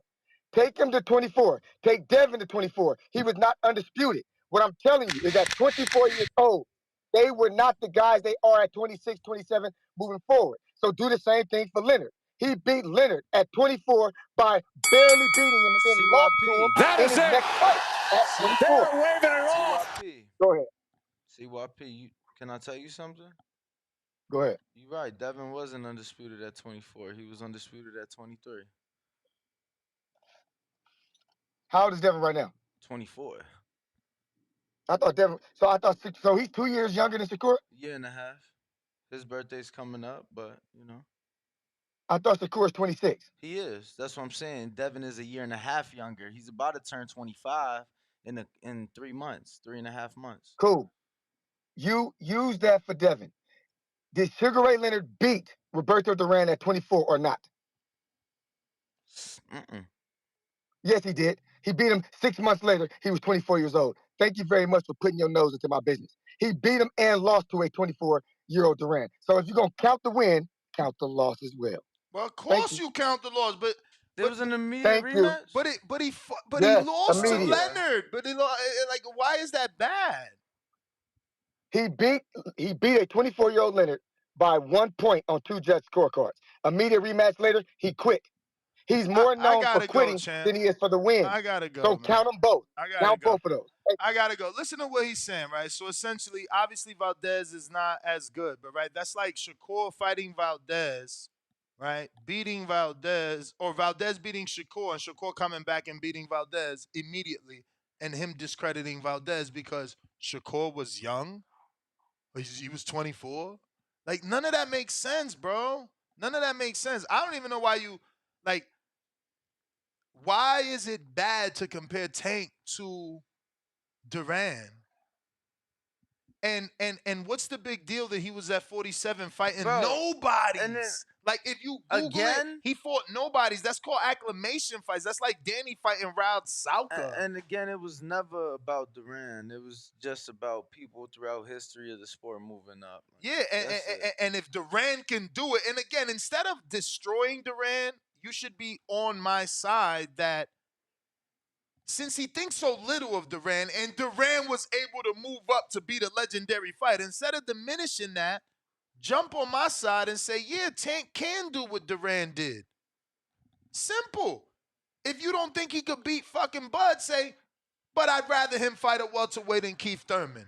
You know what I'm saying? Like, Jesus Christ, why we gotta break down a fighter? Knight, what up? Now Duran ain't great. Sheesh. Shouts out to the boxing voice, man. Shouts out to Ness, Danny. I don't know why I mean, I understand it, but I really don't. Like, I mean, I don't know why we still on Earl getting his ass whooped, but hey, it is I mean, what it what is. else is this hot though? Let's be real. Like I Jake mean, Paul's fighting yeah, this you're right. weekend on That's a why I said. Sunday. No, I'm just No, he's listen. not. What do you mean? And in a Sunday, August 5th? I thought it was Saturday. Is it Nah, Sunday or bro. Today's Saturday? Thursday, right? It's already Friday, or yeah, today Friday, today the 4th, tomorrow the 5th, Saturday Oh, coming. all right. So yeah, Jake Okay, Paul it's fights Saturday. this week. That's it. And it's pay-per-view. And Shadeja on the card. Shout out to I mean, Jake Paul ain't that did an Serrano, ain't interview. Amanda on the card too? Bro, Amanda on the card too, yeah, right? and she fighting a girl that she beat the Yeah, fuck so up call it. 4 Call it. Is years she getting a ago. stoppage or not? You can't tell. See? You can't Ah, tell. ah, That's crazy, right? Go ah. ahead, call it. Call it right now. Live. She getting a stoppage. You I can't. say it. I I say can't. I Serrano can't. getting I it. want to say Serrano getting a stoppage because Heather Hardy I say over Serrano 40. Is this fight in New York? Where's this fight happening? Texas. She ain't getting Texas. stopped. She ain't getting stopped. Texas Commission, brutal. Brutal. They'll let it go. They'll let it go. And Yeah, Serrano I really think ain't she got gets pop, stopped. man. I She think fake Serrano get that knockouts. stop. You want to see a I think stoppage, Serrano get go that stop, Shadeja. man. But man, hey, the other day I ain't get to call in, but hey, man, I like that T.O. Bud shit, man. I like that talk right there. I like that. T.O. a good ass fighter. People want to down him, but at the end of the day, T.O. go out there and whoop ass when it's time to whoop ass. Even though, that Sandor Martin fight, I mean, it is what it is. I feel like he lost, but hey, judges say he won. But hey, man, when it's time to fight, when he in there with a real dog, he shows he can step up that competition. Who, So I like T.O.? that T.O. Bud shit, man. Yeah, T.O. I gotta get, man, let me text Punch. I never text Punch yesterday. I gotta get Cause him to I, ask I T.O. don't, that shit. man, Devin my favorite fighter. And you know what I'm saying? I'm a boxing fan of T.O. I'm not a fighter fan of him. I say that.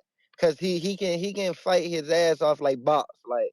But as far as like him being one of my favorite fighters, whatever, I don't like his antics or whatever. But when he get in that ring and handle his business, he handle his business, man. So I would like that T.O. And Crawford talk, man, because I don't think Tank going up. Tank already said that he's not going up no more. He been said like he's comfortable Bro, at bro, 35. He bro. losing weight. Y'all gotta understand. He also said that he would knock Crawford out in No, no, six. no, I no. mean, But it yeah, ain't I even know. about That's that. what I'm saying. It ain't about that. Watch, I'ma just He show said you. all that. Javonta Davis, Purse, He said, Barrios. That is that's my it. call, though, man. They are waving it off. You ain't even gotta look up Ryan because Dan Rayfield reported 40 million. So for Barrios, and this I don't even like this website. I'm not even gonna go to that website. Come on, give me a better website. Come on, come on. What are you trying to find? Barrios tank purse, but tank's purse, not Barrios for the Barrios fight. Yeah, that was a minute ago. Yeah, I know. Why that one though? Something he said he triggered me, but because that's the one before Ryan, right? Fuck no. Which one was after? Which one was before Ryan? Isaac? Isaac? Fuck no. What? Before Ryan was Hector. Before Hector was No, no, Roly. no. Last one, Garcia. Cool, Garcia. Oh, I gotta have to put Hector because that other Garcia's Google search power is way more. Way Way more. more. We got. I hate all these new sites that popped up. I've never heard of Sports Payout. I've never heard of Total Sports. Total Sportal. The Sports Rush. Sporting News. Like these dudes are just popping up out of nowhere with all these pay per view numbers and information for like the last 12 months. It's insane to me. Jesus.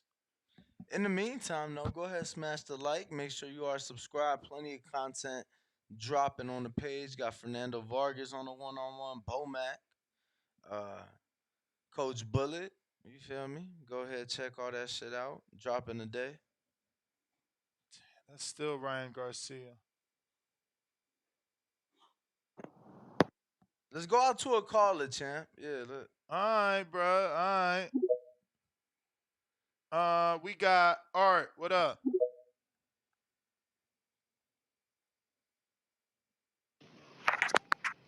Yo, What up? what's good, man? What's people gotta leave Derrick James alone, man. Like people talking like the best trainers, fighters don't lose. Like I don't understand that. Derrick James, like what? Ever since we've been knowing that he been training, he lost probably what about 4 fights? One Jamel fight, one Spence fight, The Marcus and a few Brown. Marcus Brown, and like probably 5 fights if you count Bradley Brooks too. So his record probably like 105, maybe more than that. So I mean. It is what it is. People gotta place the blame somewhere. So I mean, Spence just lost. He didn't look right or whatever. Some people saying he ain't spar. But do y'all know who Spence sparring partners were? Because I haven't heard about any of them coming out for that count. I heard he didn't spar while he was in Vegas. I don't know. That's what I'm saying. Because usually, like leading up to the fight, it'd be like a sparring partner that would be like, yeah, me and Spence had put in some good work for the count. Yeah, he looking good, but you can't really find any, you know what I'm saying? So it might be true. So, but but yeah, that's my call. Appreciate the call. All you Spence conspiracy theorists, you're gonna get that soundbite a single time. Bacavelli. I did hear Bud had 7 different sparring partners this camp.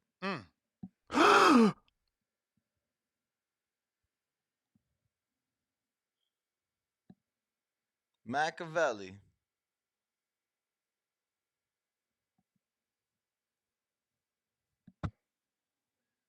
Hello. All right.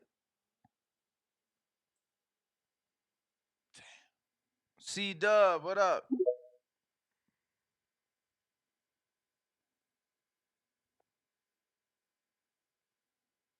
Make sure to unmute. Yo, hot audio. It's Straight. cool. Yo. Yo.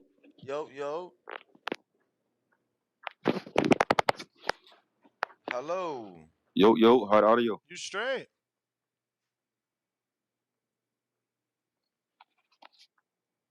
All right. Cool. We're gonna try somebody else. Trying Bacavelli again. Make sure to unmute.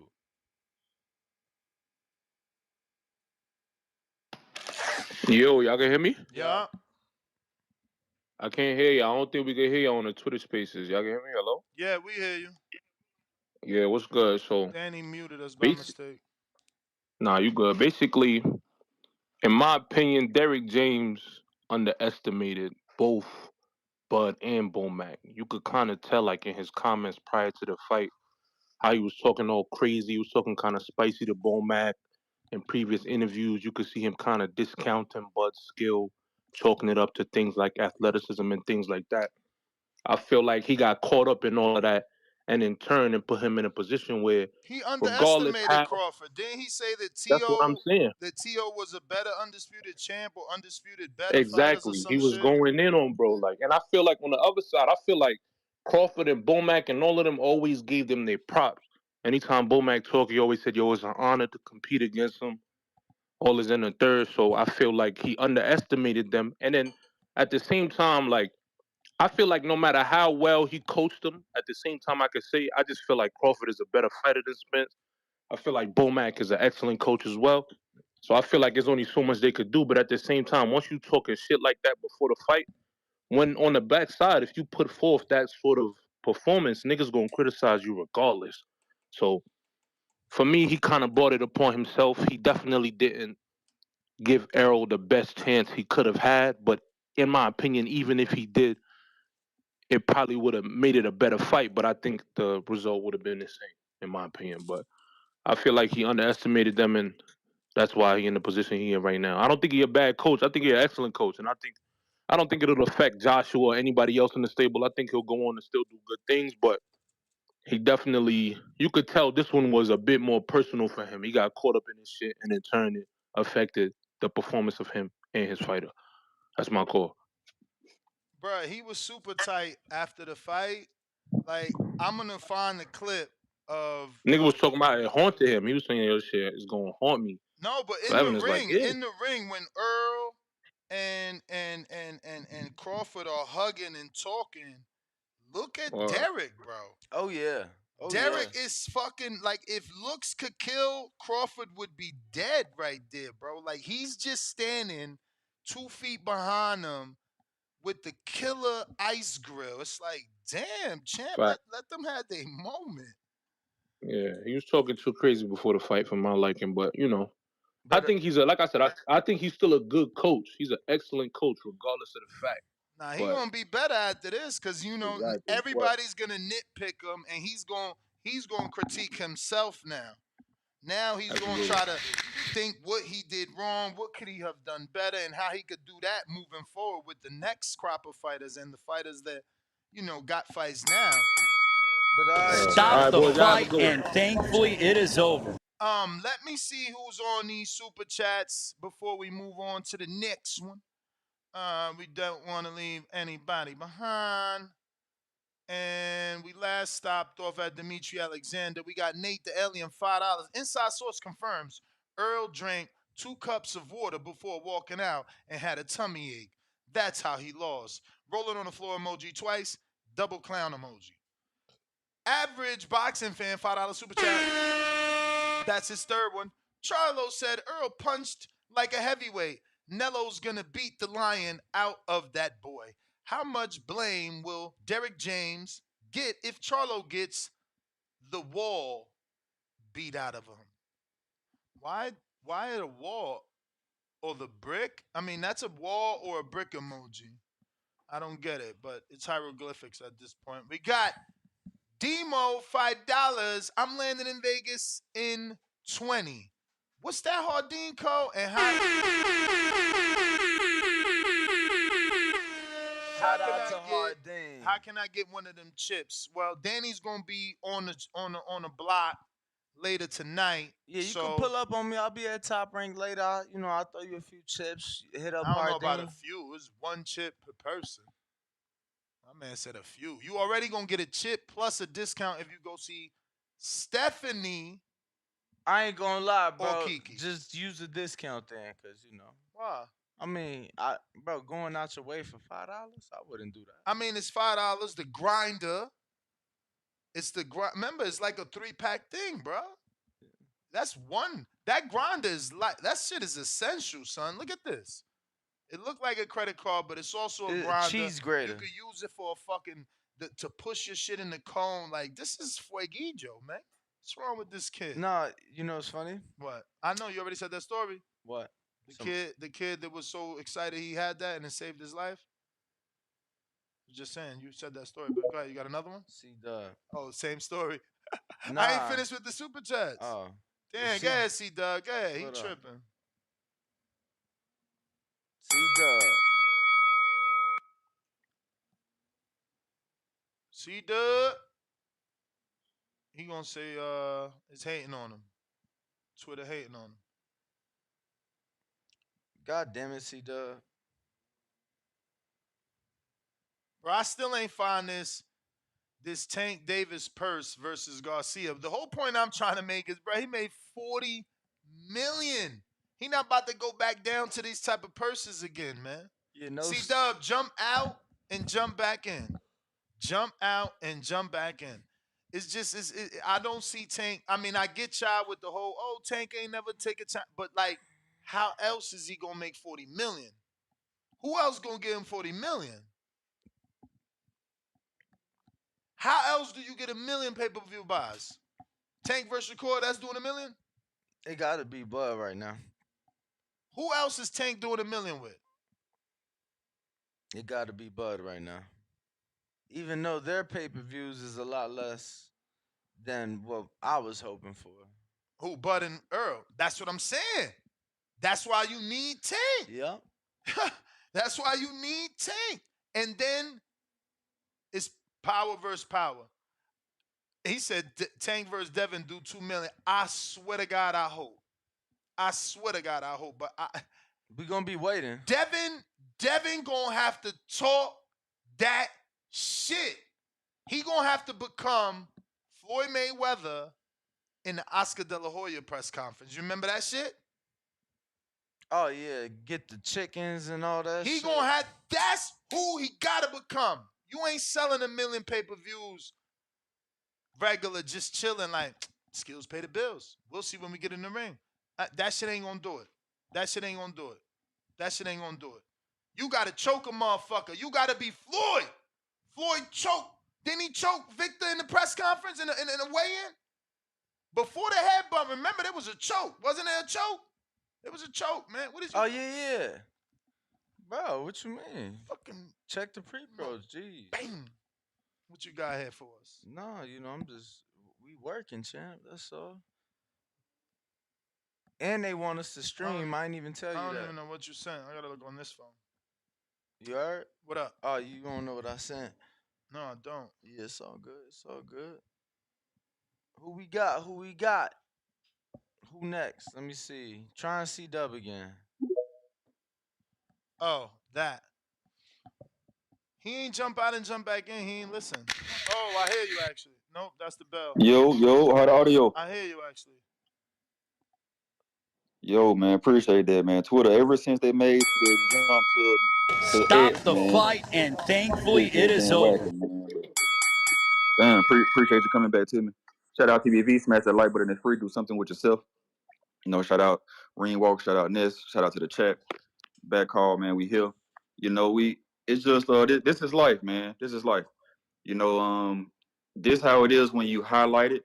When you win the coveted trainer of the year award, then people going to look and see at your next fights who you fighting, when you want to lose. Now they want to critique you and say, "Oh, how he got the trainer of the year." Like that's just like, why do we fall, Ness? Why do we fall, Danny? To No get back chat. up. Actually, To get back why do up. we fall, man? To learn how to get up. That's why. A loss will force you to work on the weaknesses. Yes, they probably been saw this, but they just said, "Hey, our strengths want to cover up for our weaknesses," and it didn't. And it's okay. None of us was in the camp, like Ben said. It's hilarious to hear people, say they didn't train this way, they didn't fight no southpaws. It's hilarious, man. But hey, if they got somebody in the camp that's telling them this, kudos to you. Did you hear everything that You cutting dude said out. in the trainer? You I s- mean, you cutting out. in Repeat the that. corner. Did you? Yo. There you go. Did everybody hear everything Derrick James said in the corner? No, we No. didn't. We heard some of the things he said in the corner. We didn't hear everything. So was it Errol not doing what Derrick James said? Was it Derrick could have been given more advice or better things to do? Could be. I think, and I'm not no trainer. I didn't win trainer of the year, but I was always asking for the Mikey Garcia era. I always was saying, hey, make the fight boring and let Bud come to you. But even though people going to say, "Hey, Errol don't is not the type of fighter," that's the lesser of the two evils I would have chose. Hey, that's why you lose, man. I mean, that's why you fight. If you lose, you go back to the drawing board. I think I came up in the wrong age, man. Like as is it Adesanya, man, in the UFC when he lost 3 times, he got knocked out twice. Was he going to fight to do it again? And then what he did, Danny? You know UFC. What he tell your boy Ness what he did. Tell the chat You what he said did after he Izzy against who? Pereira when he got knocked out Oh, twice, bro, and then bro. So look, so look, so what he look. did So Pereira what he and did the his fourth time. bro, he went. So his kid had got in the cage, right, I and like saw all mocked him and mocked Okay, him go for ahead. Yeah, being knocked out, tell right. tell the So people. this Yeah, dude remembered 8 years later. Now they in the UFC, not the minor leagues. It was like some up and coming shit. Now they in the UFC, biggest fucking stage, bro. Stop the fight, and Competitive thankfully fight, it put is him to over. sleep. He finds the dude's son sitting cage side, points at him, and then just falls to the ground like a dead body. Like, remember, motherfucker? But bro, he was a little kid. Like he a little kid. Like the kid when he did it was probably 4. So he probably now like 10 or The 11. kid did it to him. To him when his dad beat him the first time. You get what I'm saying? So he was probably 4 or 5 years Did old they at the call him time. savage for that? Bro, it went viral. It was being talked about on every sports show. It was being talked Who about. did that? Who did that? Israel Adesanya. I love it. That was He's savage. actually a boxing fan. I've met him at a couple fights. I've sent the link to CYP to drop a 5-star review on how to do it. It's a step-by-step video. Anyone need it, let me know. I'll DM it to you for sure. I got super chat from Boston Jared, $5. Did you go back and watch Duran fights, or did you just count stars next to his opponents' names on BoxRec? If you're talking about me, I only watch popular Duran fights, so I've never claimed to be a historian. And on BoxRec, I'm not looking at stars. I'm looking at wins and losses. And some of them dudes, like, I mean, if you really want to make me pull it up for y'all, I will. Nah, it's cool, champ. Oh, wow. How big was that super chat? Not. Cinco Oh pesos. yeah, not big enough. Not big enough. RRT boxing with Mr. A. What the fuck? He puts okay. Um Heart, green heart for Hardin, faced with Hardin smoke coming out 2 times each. Right? Yes. Let's go. Appreciate the And love. we got $2 superstar AT said, y'all doing a betting show for the J card? well, we're doing a betting show tomorrow. Well, today for sure. And it's gonna include the J card. I mean, I just need Jake to win and I clear. And whoever followed my parlay from months ago and not Danny's parlay. I told y'all the long play, baby. The long play. My shit hit. I don't know what you talking about. Josh lost. Oh, you right. Ronnie, what up? Damn. You right. Good morning. How you guys doing, man? We straight. Damn right, that fucking Josh Live, bro. You know what I'm saying? Fucking, I'm glad I went. Ness was off that week, bro. When you guys did the betting show, and I had just the team on the champ level to bet with you guys, and you rolled I with looked at my Danny. wife and I was like, I just can't do it, huh? I was off, so you rolled with Danny, and now look at you. I didn't roll with Danny, bro. I was like, I can't do it. I just had a feeling, man. I was even calling in talking to you guys saying, hey, Josh is gonna fucking get him. He's too big. He's a dog in there. You see, he's rough. I remember the fucking Pro Grease fight. I'm like, man. I just had a last minute change of heart, bro. I'm like, man, Teal, he's that dude, bro. When Teal wants to rise to the occasion, man, that's why I kind of like to talk to you talking about with fucking Teal going up one more weight division right now. Shit, he's already had 3 fights at 140. Like he just moved up. Get up there and go at that Bud fight, bro. I'm not saying he's gonna win, but we've seen him rise to the occasion. I mean, I know he got dropped by Gamboa. He was going through some health issues, and he was weight drained. So let's let him get up there and weight. You know what I'm saying? To see if this chin can hold up. We know he's got good skills. They're both good boxers. Teal has that athleticism and that fucking fast twitch, bro. That it's gonna be hard for anybody to kind of deal with. We're talking about Spence. I watched the Spence fight over yesterday, Spence and Bud. Bro, Spence was fighting. He was trying, bro. He came out in the first round, and all the fucking Spence fans are going crazy. Second round, he was doing good up until he got dropped. Bro, he was doing good for the first 2 minutes. The last minute, he started getting kind of caught. Then he got dropped. And then even in the third round was close too. I mean, I give it to Bud, but it was a close round. And Spence was trying. He's coming through. He's trying to dog him out. I like Antonio Tarver. Derrick James, Kenny Porter kind of said the same thing, bro, that, like, he didn't say it straight out, but he made some subliminals about not so much the training aspect of it, but that he would never let one of his fighters go through the punishment. He's like, man, after round 6, he's like, you can see that there was just nothing he's going to be able to do, especially after round 7. You mean? They should have kind of looked at Spence a little more for his safety out, I think, but it is boxing. It's a fucking, brutal sport. Deontay Wilder let me go out on my motherfucking shield. And that's how, all boxers think. You see, even when they stop the fight, Spence looked at the referee like, fuck you mean? You serious? But, man, that's my call, brother. It's Friday. Thank you guys for the content. I'll be listening later on for the betting show. I do want to say one more thing, man. I'm kind of excited about this fight next week with fucking Joshua and White, bro. Both these motherfuckers are chinny, and both of them got good power. So, man, I might roll an upset on that motherfucker next week, bro, but I'll be tuning in to hear what you guys got to say about it. All right, brother. Appreciate That's my call, though. You guys make sure you hit that thumbs up. Yes, sir, man. Appreciate you. Yes, somebody is. I'm going. You as well. You as well. Burrow City E, what up? Yo. What's good?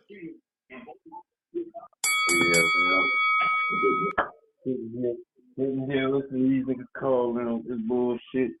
Ain't nothing wrong with Derrick James, man. It ain't but like I'm telling you, I really wish you. I know you got to give these motherfuckers a safe place to vent, but man, fuck all that. Well, man. I'm a well, fan, remember, this is Antonio Tarver who said that. I don't know. Did you hear it? What Antonio said? What did he say now? Hold tight, brother. I'll be right back to you. We're going to have to do this periodically. I know the show gets long and people forget. And people come in late. This is not our thoughts. We're discussing Antonio thoughts. Antonio Tarver's rant. Crawford tonight, and the trainer got to take some flack for that. It's his responsibility, too, to have his fighter ready. Man, he had nothing about no defense, no head movement, no feints. Didn't have his hands up, feet all everywhere. Bruh, where's the lessons? As trainers of the year and all this stuff, but we don't, come on, bruh. This man wasn't prepared for no Terrence Bud Crawford tonight. And the trainer got to take some flack for that. It's his responsibility, too, to have his fighter ready. Man, he had nothing about no defense, no head movement, no feints. Didn't have his hands up, feet all everywhere. Bruh, where's the lessons? And that is the clip for those on hold waiting. That is what we're discussing. It's not TBV's thoughts here. We're talking about, legendary Antonio Tarver. Go for it, Burrow City E. Oh, man, listen. I don't agree with that. I know Tarver, a great fighter. He beat Roy ass, all that good shit. Man, I gotta disagree, man, because a lot of these ex-boxers don't be knowing what the hell they talking about anyway. You got Shane Mosley confused with with Tank and Haney over the damn Spence and Crawford shit. You can't really I don't know if they have enough time to analyze all these fights. Earl looked damn good, and I'm gonna be 100. You got to give Earl some of the blame. Earl said out his own mouth he was the one who wouldn't take another fight. You think Derrick James didn't want him to take a fight in between to stay busy? He a fighter. He know what the hell it take to stay at the top. Even though I don't think he was ever at the top, but I would think he understands. You got to stay active and busy when you're taking on pound for pound fighters. Earl did that to himself, so he can't get that excuse. You stayed out the ring for 16 months. You knocked Ugas out. You damn near knocked Danny Garcia out. I'm not giving you the excuses of anything. The man looked normal to me. He came in with a tight defense behind the jab, using his feet. He didn't use his feet enough. He should have had more in and out, up on his toe movement like Sean Porter. But other than that, man, it just is what it is. He went up against a pound for pound fighter. You know what I mean? That shit happens. That's what happened when the best fight the best. Then ring walk. I really wish boxing was more like the UFC. We saw Alex Pereira beat Izzy once, knock him out twice, and then in the fourth fight, he gets his ass knocked the fuck out. And you never saw fans get from behind Izzy. You never saw fans get from behind Alex Pereira. They was waiting for him to go up to the next weight class to try to fight the next champion. People got to understand this the fight business, man. It's going to be a winner. It's going to be a loser. In the NFL, teams get blown the fuck out all the time. They don't fire the coaches after the game. The NBA, hockey, golf, motherfuckers going to get blown out the water sometimes. That shit just happens, bro. It just happens. It's a part of the sport. You got to get over it. I ain't throwing Earl away. Earl just need to get back active. He need to, now that Tim getting that WBO belt, if Terrence don't take that fight, if I'm Terrence, I'm trying to go get that scrap. But if Terrence don't take that fight, then you let Earl move up and take that shit, get another fight underneath him, get another fight underneath his belt. Then you try to go back for the rematch. It's simple to me.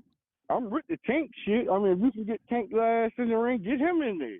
It ain't up but a 12-pound weight difference. I'm pretty sure he walks around at 147. But man, Shit, that's my probably bigger than call. that, man. But we appreciate it, man. We got to get these sticker fans out of boxing, man. Stop the fight, and thankfully it is over. Appreciate you, Burrow City E. Appreciate you. We got oh shit, who the fuck is this? This either Jonathan Sims. I was gonna say Matt, but this Jonathan Sims, I think. Hopefully he feel Right? better. Am I right? Hello? Can y'all hear me? Oh shit. Hell It's no. Who not this? who this? This is Jay from Detroit. Jay Jay, what from up? Detroit. What up? Apologies. I tried to be Mystic Mac and guess your number. Oh, it's all love. Hey, I gotta say this though, man. Antonio Tarver, he got some points to his message, but I think it's all in bad faith because it sounds like he's advertising for somebody to pick him up to be a trainer. You know what I'm saying? And he using this fight with Derrick James to like this shit on him. You know, because I was listening. Even when he was giving the plan, the way he kept saying like, "Yo, y'all fighters call me." If y'all listen to him, he damn near like, "Fighters call me. I'm gonna be a trainer now." And that's kind of what I seen from that. Well, he been training, But but Word. yeah, but he on the big stage telling all the fighters like, "Y'all listen to me. Some come here." That's what I got from the message. Even when you listen to it beyond that clip that y'all pulled. But hey, I hit y'all with this too, fellas. Like Derrick James, I think he did fine, man. I mean, Spence went up against a guy that's just clearly better than him. Like that's what happened, and this shit happened in the second round with a knockdown. I mean, the shit probably happened too fast, and he was just knocked off his rhythm the whole game. You know, like I don't see why they pointing at Derrick because whatever Errol did to get him to this point, it was good enough. And then I hear people say Errol never been put in a position where he had to do something different. Yes, he has. He got put in a position where he had to do something different against Kell Brook. But guess what he did? He kept doing what he always do. He just pressed forward. He just pressed forward. He lose rounds, and then he hurt you, and he keep going. He just lost to a better fighter. But I just want to make this one comparison. I'll let y'all brothers go. I seen Spence versus Bud as Brock versus Khan. You remember? Because Khan was like, that was the big fight in the UK. That was the fight that everybody was begging Which for, one? and it just didn't happen. Yeah, but that was Kell old, Brook. bro. That was old. Like Khan and Brooke are not in the place of the career that Earl and Bud are in. It's a bad comparison, in my opinion, just based off that. Yeah, no, I'm giving you that, but it was a big build up. It was clearly that Kell Brook was the better fighter, and Khan didn't want to have a fight. Khan stood that fight up for as long as he possibly can. And let's remember what Khan did when he fought Brook. He went and hired Bomac. So everybody keeps saying get rid of Derrick James and all that shit. It really comes down to the fighter. You know what I'm saying? Because I think Derrick James does a good enough job, but the one thing I just think he needs to add is he may need to bring in a team, because I even seen during the press conference before the fight, he was like shaming Bomac for having a team. He's like, oh, it's me. Well, brother, you need a team too. Because the way it looked like they did TC, they looked like they treated TC like that Russian from Rocky. Remember, they had a whole fucking team. They had him on underwater shit. They had people on, they had a whole staff working on him. And that's probably what he needs to do with his fighters. But yo, I appreciate y'all, man. Appreciate you, champ, man. Thank you for coming on the show. Yep. I got Treese in Toledo, Ohio. Yo. What up? What up? Shit, chilling. What's going on?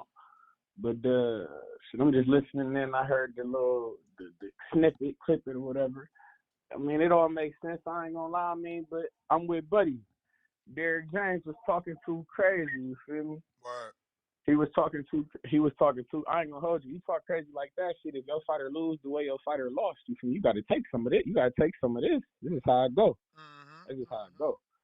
You feel me? It is what it is. I ain't gonna lie. You can't, and I ain't gonna hold you. The best thing for Derrick, what the fuck you better hope is that AJ don't lose that fight.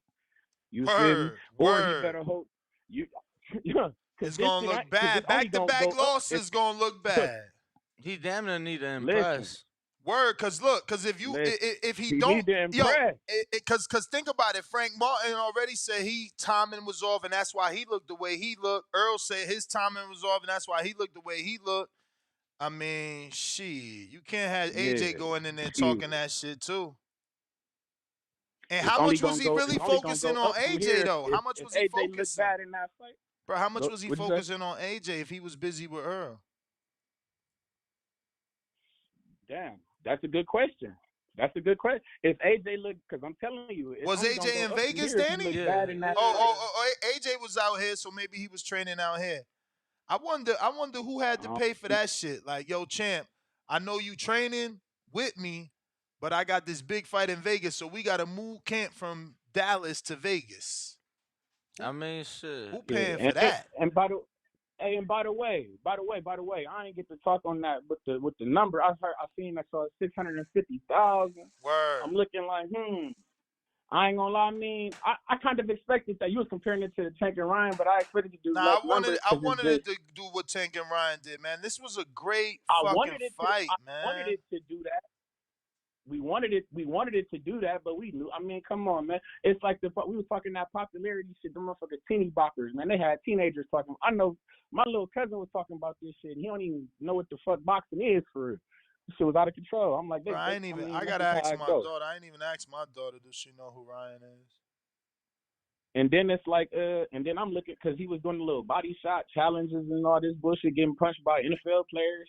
I'm like, what this shit crazy? But I'm like, and then I'm thinking, Bud and Errol, they basically pulling from the same crowd on some real shit. I mean, Ryan brought a different demographic. Bro, I hate that. I hate that people say that, bro.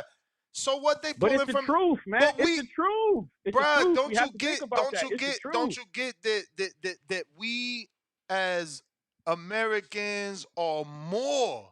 We as minorities are more. We as black and brown, we're more. Like, that's a bullshit excuse to say they pulling from the same demographic. They need somebody to be Spanish or they need somebody to. Nah, man. Latinos love boxing. They gonna tune in whether you black, I'm not brown, even blue. I'm not even talking about that, but I'm talking about from a demographic as Bud and Earl. They're both respect. They're not like rah fighters. You know what I'm saying? They Not are. like They it's are. not like it's not like the Nah, man. The problem it's not was like one of them. Earl It's didn't not like push. one of them is like a Hank Lundy type. Like a Hank Lundy, they're not like a Hank Lundy character or like a motherfucking Charlo character. They're not that type of character. But they They're not a are. character. But You they feel me? They don't. are. Let me tell you something, bro. Again, y'all just ain't gonna never tell the truth, bro. It's Earl that changed his energy. Earl was the one that did a whole. Man, come on, man. Earl did a whole I mean, he fucking did. press I mean, conference talking about he ain't beat nobody. Jerry better than anybody he beat. Who he beat? Da da da. He ain't keep that energy. He went from you ain't shit to you respecting. He respect him and let's get this money together. Don't knock that shit off. If he'd have been talking that sweet shit, that spicy shit he been talking, Crawford probably have been swinging on his ass like he swung on Benavidez, choking his ass like he choked fucking Hank Lundy, all up in his face like he do motherfuckers that talk But we crazy. needed that. But we needed that. The fight, we needed a little bit of that. But you know We why need a we little bit of ain't that get it. WWE You know shit. why we ain't get it. Because Earl took a different approach, so Crawford went that approach with him. They got on the phone together, man. You ain't gonna get no spicy shit if we that's what I was gonna made the say. fight on the phone Yeah, that's together. true. That's yeah. We But respect each we other need some now. Bro, think about WWE it. shit, Think about man. it. They said the first phone call, he said they only talked about out of an hour, they only talked about the fight for 5-10 minutes. See? They was talking family shit and goals and life shit. You know, Man, so that's nice. See, I don't need that. We need a little bit of hatred, a little bit of antics. bro, You feel but me? you A little gotta bit of understand, Trees. bloodshed. Bro, okay. I hear Go what he's ahead. saying though, Danny. Bro, we consumers. We consumers. I get that they fighters and that they turn it off and on when they go home. But the thing is, if you want to sell pay-per-views, it's gotta be entertainment. Now, don't get me wrong, that was the best performance that I've seen in so long. Bro, look. But you gotta have a performance before the fight to make people watch the fight.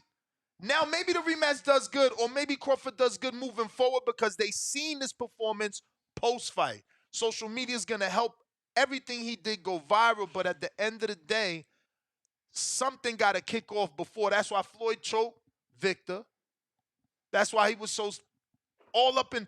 Didn't he put the fingers in Oscar head? Or was that Victor head? Bruh, come on, man. Look how he taunted the UK with Ricky. You know what I'm saying? Nah, and then you don't know, he wore like the rival soccer jersey too. When There they you did go. the That press went over conference, my head because I ain't know nothing about that. But listen, you don't remember they did the press conference out there and it's raining and they got all the umbrellas and he dancing on stage and shit? yeah, that's what I'm saying. I thought he was just taunting them the way because he dancing and he's basically for sure. pointing to his, you know what I'm saying, to his genitalia. So I'm like, he taunting the whole fucking UK. I ain't know he had a rival jersey on because I don't watch them sports. But we got a couple super chats we got to get to. We last stopped off at Superstar AT. We got Ryan Frazier in Canada right back at us. He says $5. Boxing is on fire, fire, fire, fire. Wilder, Shakur, Plant, Thurman, Boots, Ryan, Garcia, and Tank can all have pay-per-view worthy bouts before the end of 2023. There's some rumors of Ryan and Tio. I can't see Ryan taking that fight next.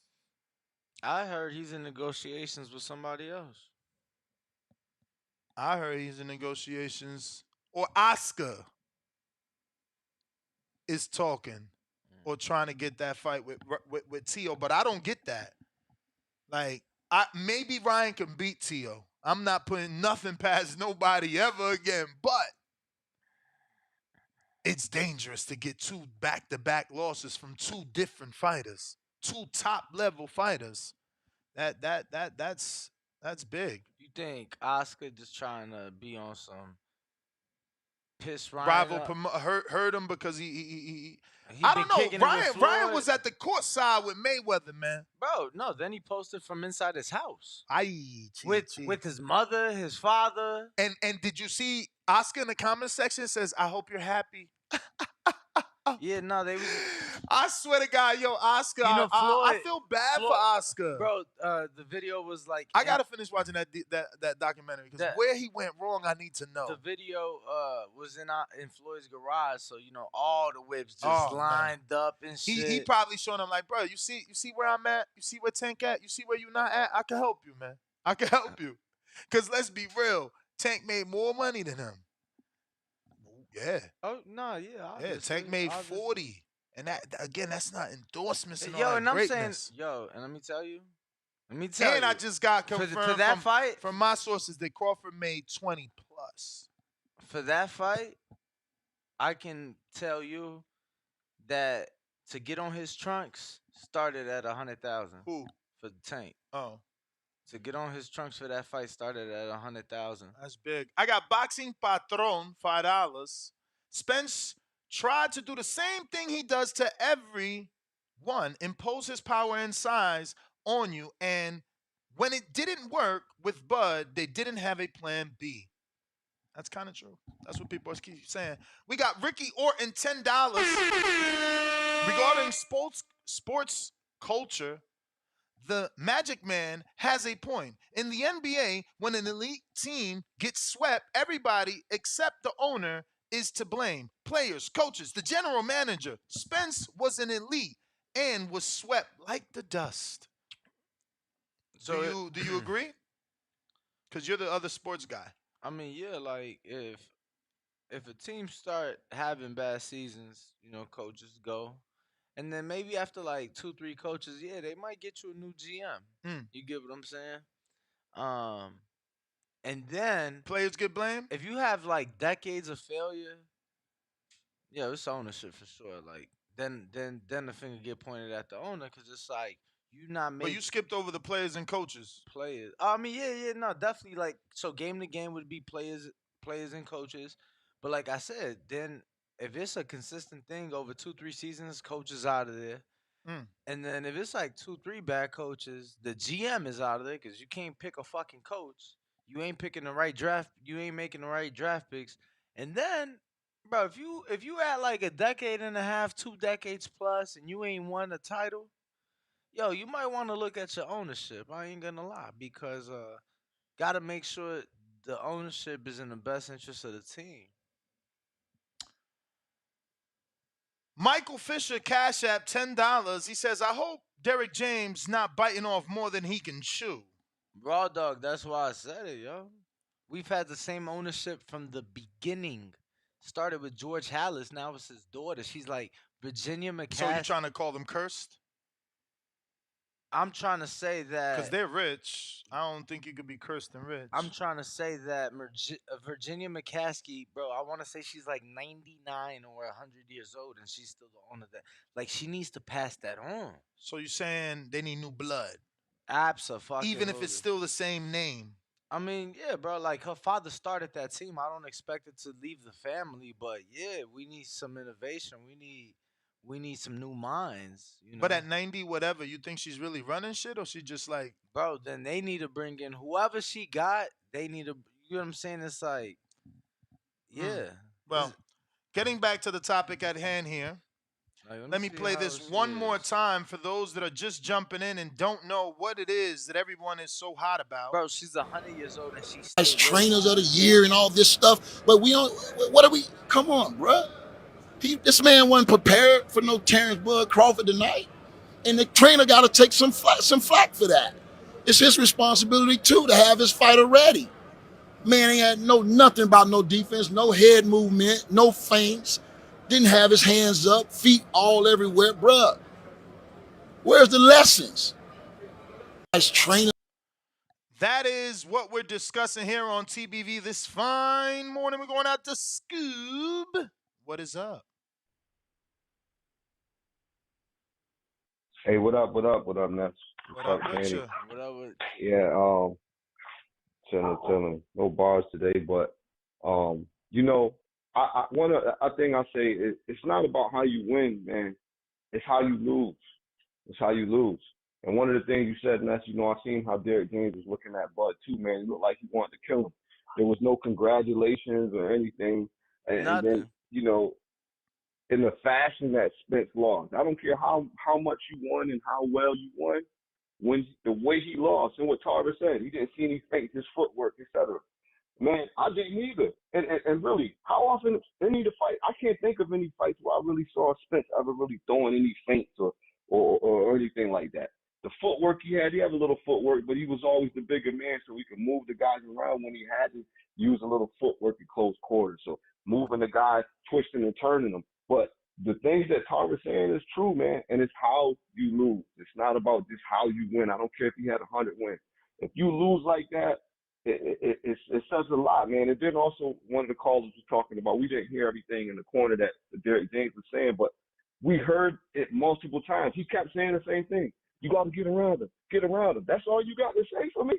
That's all you got to do?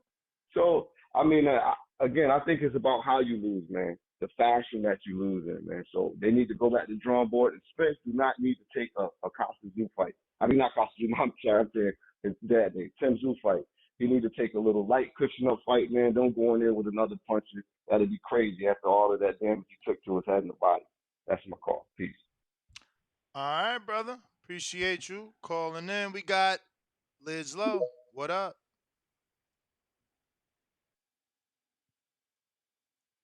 TBV, what happening, man? What it What do, up? champ? Man, everything gravy, man, on this glorious Friday, shout. So check. As I've been listening to all the callers, shout out to all the callers. It just basically come down to this, and shout out to Antonio Tarver for giving his opinion. It's his opinion. Basically, one team had a better preparation than the other one. All I got to say to the Spence fans, I hope y'all on Earl timeline talking to him, sending prayers or whatever y'all need to do. And we'll see y'all at 154. That fight done happened. It's over. The man got beat up. Whatever the excuse or reason that y'all feel that he wasn't what he was, hey, talk to Earl, talk to Derrick. Far as Derrick, he's still a good trainer, man. But that's the boxing game, baby. All you got to do is lose. You'll see your true fans. Best believe that shit. You'll see them motherfuckers. Because motherfucker gonna hold you up regardless. And it's been a good couple of callers that been calling in about Earl on some good shit, and that's how it supposed to be, bruh. Y'all might well look for the 154 fight. The 147 that happened. Bud drug his ass, respectfully. You know what I'm saying? So let's get the next fight going. Uh, Derek, get back to the drawing board, bruh. And it is what it is, man. It's fighting. One dude was better than the other. Plain and simple. It's gonna happen again. You know what I'm saying? But it is what it is. Shout out to Earl. Comeback champ. And for Derek, keep training, bro. I know you got goddamn with the boy name over there in London right now, then you got to come back for your other team. Man. Hey, you wanted it, you got it. You ain't have to take the job, but he took it. So we can't like downgrade just because he got a lot of people. Well, look at Bowman. Look at Robert Garcia. Fucking look at other trainers. So we can like just stop looking for excuses, bro. The nigga lost. He got a chance to come back to get back. We gonna see what happened at 154. But if he lose again, well, rather when he lose again, just accept the fact that Bud is a better fighter. I know y'all been dragging his resume. He a small guy. He ain't fought nobody. Then he get up there and do that to Earl, and y'all mouth wide the fuck open with your eyes open. Hey, it happened. Y'all can go back. I ain't even looked at it the second time because I'm still kind of, digging what done happened. I'm going to go back and watch, and I'm sure you're going to see a lot more than what I saw the first time. But again, Bud was a better fighter. Accept it. Goddamn, get ready for 154. Now, when it happened at 154, we don't need no excuses. I'm out there count. Y'all stay up, man. All right, Jay Will, Counterpunch in Ohio. Discord, what up? Yo, What up, champ? What's up? What's up, man? what up Buenos with it? Um, dias. man, not much, man. Yo, good show. And I'm gonna run my joints back to back real quick. 'Cause I'm at work. Um, yo, Derek James had to a little bit underprepared. Yeah, I mean, he just to me didn't have like a plan B. You know what I'm saying? It was just we're gonna do what we're gonna do or what we've been doing, and there was nothing else. Like once he ran into that roadblock, that was it. Um, I think a lot of Bud fans are having revisionist history about all the spicy talk too. Um, your boy Bo Mac was the one who started the spicy talk by calling Errol a drunk. He was the first person to fire, personal shots years ago. Um, so I think most of the boxing community wasn't even privy to Errol's drinking problem to Bo Mac said that shit the way he said it. Um, so I think What? from there, both camps, Knock it both. off. Knock it off. Knock it off. Knock it off. You trying to come on here on some undercover Spence fan shit? You First off, acting man, don't you cut my call off, bro. nah Don't cut my nah call off, bro. nah nah. Please, Don't act like please, there please. wasn't That's all I'm asking. dozens of videos from the Barclays Center. Come on, stop, bro. Stop. Stop. Don't do that. Don't try to put it All on right, so Bud and put it on his trainer. That's starting a false narrative. Come on, man. I lived in the East Coast. I covered every single fucking Barclays Center fight. Don't act like them dudes. You know who they was. Don't act like they all wasn't drunk on camera numerous occasions, bruh. Stop the all right, bullshit. okay. It's still one thing to see somebody, and it's another thing for your opposing trainer to talk shit about it. So, but let me get to the It's also because one as an thing for Errol you to Spence, insinuate that it's the trainer that put it on blast for the world to know. so since anytime somebody says anything, and this is for all the Errol Spence fans, you know, you want to call us man fans and all this other thing, but bro, you the biggest man fan, bro. Who am Like, I man I'm fanning glad on? the Canelo. So like the And I'm picking I like the Charlo. And I'm picking Charlo. I've been on record ever since the fight got announced saying I'm picking Charlo. I said I'm picking all right, him. so And I'm rooting for him. Shut your silly ass up. You just make it. You wasting your call. You looking bad. no, because Give him more you time. keep Give cutting him me off more. because you don't No, you don't want me to get to the truth. Can you you not got cut my more call off, time. please? You got more time. I'm gonna shut up and smoke this Hardin because I smoked you already. Like Buzz smoked All right, Earl and you tight. all right. So this is to prove how much of a man fan this is. 4 years ago, He don't want when to talk everybody was about. asking for He don't want to talk about everybody was asking for Tarver. He Canelo to don't want to fight. talk about Tarver no more. You want to talk about Ness So again, you want to let me finish? again, again. You really in here with the feelings and emotions. You want to talk about me? Talk about the Bro, topic. Talk about the because you topic. you talk about us as Talk you about the talk about us topic. as we call in, Talk about the so we can't topic. talk about you back in Talk return. about the topic. Talk about the topic. And Tarver got you so mad you want to talk about me? bruh, you nigga took my whole call. Nigga literally took my whole You call, bro. can have a whole nother one. Take it. Take it. Give him another one. Like DJ Khaled. Talk about Bro, the okay, so topic. Talk about the topic. You still on? You acting like you ain't on. Talk. bruh, because you keep talking. Okay, so look, because again on Discord, I can't tell when you can hear me or not because when you talking, I can't hear you. But again, at the end of the day, when Canelo didn't want to fight Charlo and Andre, and you was putting Canelo in the witness protection program, it was like it was cool for Canelo to be matchmaker to avoid those fights that everybody wanted to see. We fast forward 4 years now. Now all of a sudden you picking Charlo, and the only thing Charlo's fault is Castano, uh, Harrison, and Jason Rosario. Those are the three big names that all of a sudden that now makes him ready to fight Canelo, and now all of a sudden you picking Charlo over Canelo. So what was it? Was you protected Canelo all those 4 years when you was making Canelo play matchmaker before anybody like Plant or Benavidez or Charlo could fight him? Because you was calling us all kinds of names, but we was just like, man, why Yo, is Canelo fighting your dude? yo, Why is he fighting this dude? Why is he so fighting that I dude? got a question. Fight a Charlo, fight a I got Benavidez. a question because But then all of a sudden now, hold four on, years champ, later, champ. you picking Charlo. I got a question because I wasn't on the show 4 years ago, so I got a question. So you talking about 2019? He Ness was saying this. Yes, every Canelo show. When we would ask for Andre, Charlo, or Benavidez, or But Plant. but didn't he unify and then move up 2 weight classes and become only the fourth Mexican ever to be a 4 division world champion that year? Like So what he fought? Well, Kovalev when he fought Kovalev. he literally unified with Danny Jacobs and then went up and became made history. He was the fourth Mexican to ever become a 4 division champion, knocking out Sergey Kovalev. What you gonna say it was a quick turnaround, even though Canelo did it twice on his undisputed run? I mean, come on, bro. Like I wasn't around for them shows. I'm just saying, like Canelo was doing some big shit. You feel me? In 2019. He, I just want to okay, hear that's his that's take. 1 year. That's 1 year. That's Hey, one hey, year. champ, That's 1 year. No, champ. that's That's what I one was year. What about the clarifying. other years? Because there's 3 to 4 years That's he had why him in that's why protectness that's why program. that's why I was clarifying, because that was the year that you said. That's why I started with that. No, for 3 to 4 years. So that's one fight. Canelo had at that time. Canelo was fighting like 2 or 3 times a year, and every show for the new fight, like what's up with Charlo, what's up with Andre, what's up with Benavidez. Your boy Ness had Canelo in the witness protection program, and y'all just Canelo haters, and Canelo saying that these two need to fight before they fight me. And again, just to prove, Charlo only fought Jason Rosario, Tony Harrison, and Castaño twice. Those ain't big enough names. Those ain't tough enough competitors. And all of a sudden now you picking Charlo over Canelo. You was protecting that dude because you're a man fan. Are you done? Giving you facts, yeah. All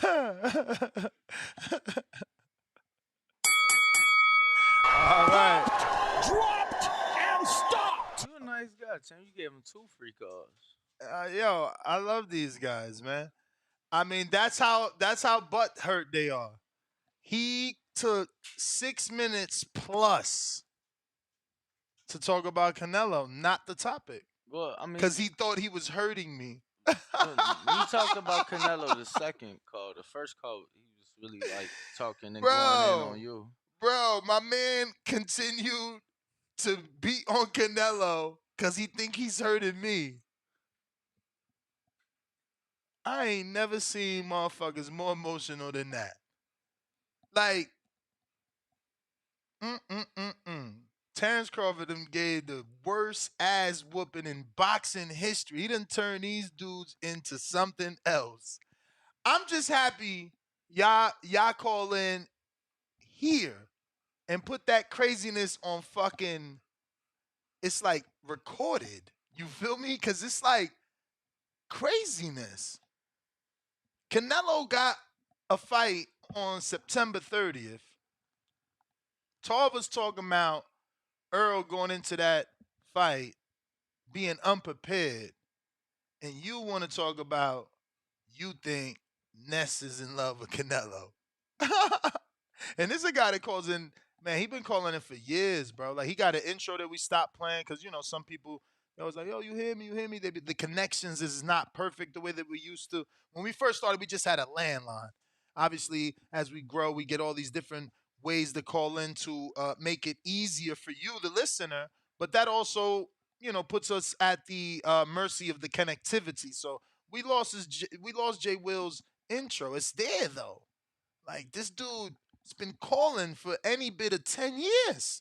And that's what happens when you see an ass whooping of the caliber of this Saturday night's ass whooping. You're like me, right? Where I said, moving forward, I will not question anyone and say, oh, they ain't been in that level yet. Right. You know what I mean? That's what that fight did to me. But that fight did to him is like, look, he's searching for answers. He's searching for answers. And I get you, Jay Will, man. Everything's gonna be okay. It will all be revealed when Al Heyman creates the first ever 3-time undisputed champ. So his resume is gonna read who Al started with. I know the greatest is Floyd, but like, it's, what that resume is gonna read? Like, the way we talk about Bob starting these fighters, you gotta talk about Al finishing these fighters and putting them on a different stratosphere. And I mean, now, there's gonna be plenty of guys that he's started and finished. You get what I'm saying? I'm just saying, when it's all said and done, Crawford's greatest fights, biggest money fights would have been with Al Heyman, what everyone has always said. Just saying. It's going to read that way. Why So Serious, a.k.a. Jonathan Sims, on the check-in. What up, though? Can you hear me? Loud and clear. All right, all right. So let me get this started off right. So today's verse comes out of Proverbs chapter 19. Many are the plans in a person's heart, but it's the Lord's purpose that prevails. Sounds like he talking about Terrence Crawford to me. So I guess we back on talking about the guy who got beat from pillar to post, and I say that disrespectfully, aka current pound for pound top 10 fighter in a lot of you guys' mind, I guess. But and one thing I want to say is those pay-per-view numbers, I think, didn't do a million because of Errol Spence. I think his performance hurt them from breaking the million threshold. That's just my opinion, though. Um, some people probably asked for refunds and so forth and such because he got beat really bad. But that's still a top 10 pound for pound fighter, though, in some people's mind. But anyways, D James. A lot of people, said what it was, and I agree with a lot of people. The no fight before Bud, that was obviously a bad mistake on Earl's part, and Derrick should have pushed for him to fight. I know he say no tune-ups, but the older you get and the more damage he was taking outside of the ring, drinking included, he's no longer a young man, so he definitely needed that fight before that fight. I don't know if it would have. None of these things would have changed the outcome. Let's just be real. No, there was nothing he could have done. Like I said before, he could have had Jesus in his corner, and he was still gonna get mollywopped. So, I mean, does Derrick take some responsibility? I think so. I think he kind of got out of character, trying to copy Bomac with a chant, talking about Bomac when previously he said, he's not fighting, so why is he going back and forth? Then he did some weird shit talking about he his own competitor. To me, that's like when when the coach come on here and say, "Oh man, my fighter trained hard. He even brought his kids to the gym." I'm like, bro, that don't mean he trained hard. That just means he was being a good babysitter or a good father. It's not how you. It's not training. It's how you train. Like you got to be smart with the training. You can't just go out there and run 5 miles. Like you got to run it effectively. So I just think Derrick James did do a lot of things that hurt Earl. Like one caller said, I think C Dub said it. Like in the corner, he was just saying like step around him, and Earl was like, I know, I gotta box him, and it's just like, but what does that mean?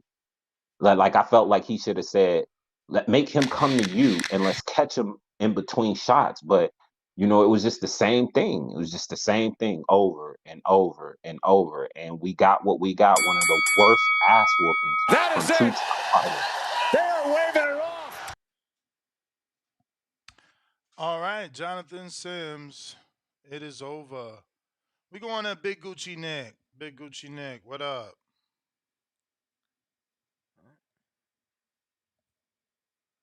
What up, man? Shout out My God, TBV. what's up? Oh, I don't hear Ringwald Danny. Shout out Ringwald Danny. And shout out Jonathan Sims, man. Like, yo, that dude, I was him. I'm him, bro. Like, that's how I Oh feel. my Like, this got me goodness. so fucked up, bro. Like, after that loss that Spence took, bro, that beating, that was a beating, man. After that beating, I don't know what to think. Like, I feel the same way he felt, man. I'm kind of thinking, yo, I don't know shit about boxing. Like anything can happen in boxing. But yo, he was also right about all the factors before the fight, the accident, the injury. Because let's admit, like, even after all that, we ain't see a decline in his performance. He's always had that aggressive style, man. And I don't think we should blame Derrick James because that's just Spence's style, man. I didn't see him do anything different. Maybe he coulda used some footwork, man, but that loss can't take away all of Derrick James's accolades, man. Terrence Crawford, that was his night, but I just wish it didn't go like that, man. Cause now that beating yo, I was at the gas station asking people about this fight every time, cause 'cause I'm a boxing crackhead, right? I was getting gas, right? And, I was like, "Bro, you saw the fight?" And he's like, "Oh, no, I don't really watch boxing." And then I'm like, "Oh, okay." And then he's like, "Oh, wait, you talking about that one-sided ass whooping?" I swear Get to the God, fuck bro, out of that here. I promise you, the gas station clerk, he don't watch boxing, but he heard about the one-sided ass whooping that the past weekend. I'm like, "Wow, that's incredible, bro." That's so sad for Earl, though, like, that's how he's gonna be remembered. That dude that got the ass whooping, man, but shit. Yeah, man, but no, I don't wouldn't say Derrick James failed Earl, man. I just think they just need to come in with a game plan and make the game plan work. Like, don't stray from the game plan. Use the footwork and the head movement, whatever, man. But yeah, that's my call. Thanks for taking my call, Naz. Appreciate you. All right, all right. Um, Who's next here? Elohim James, what I do?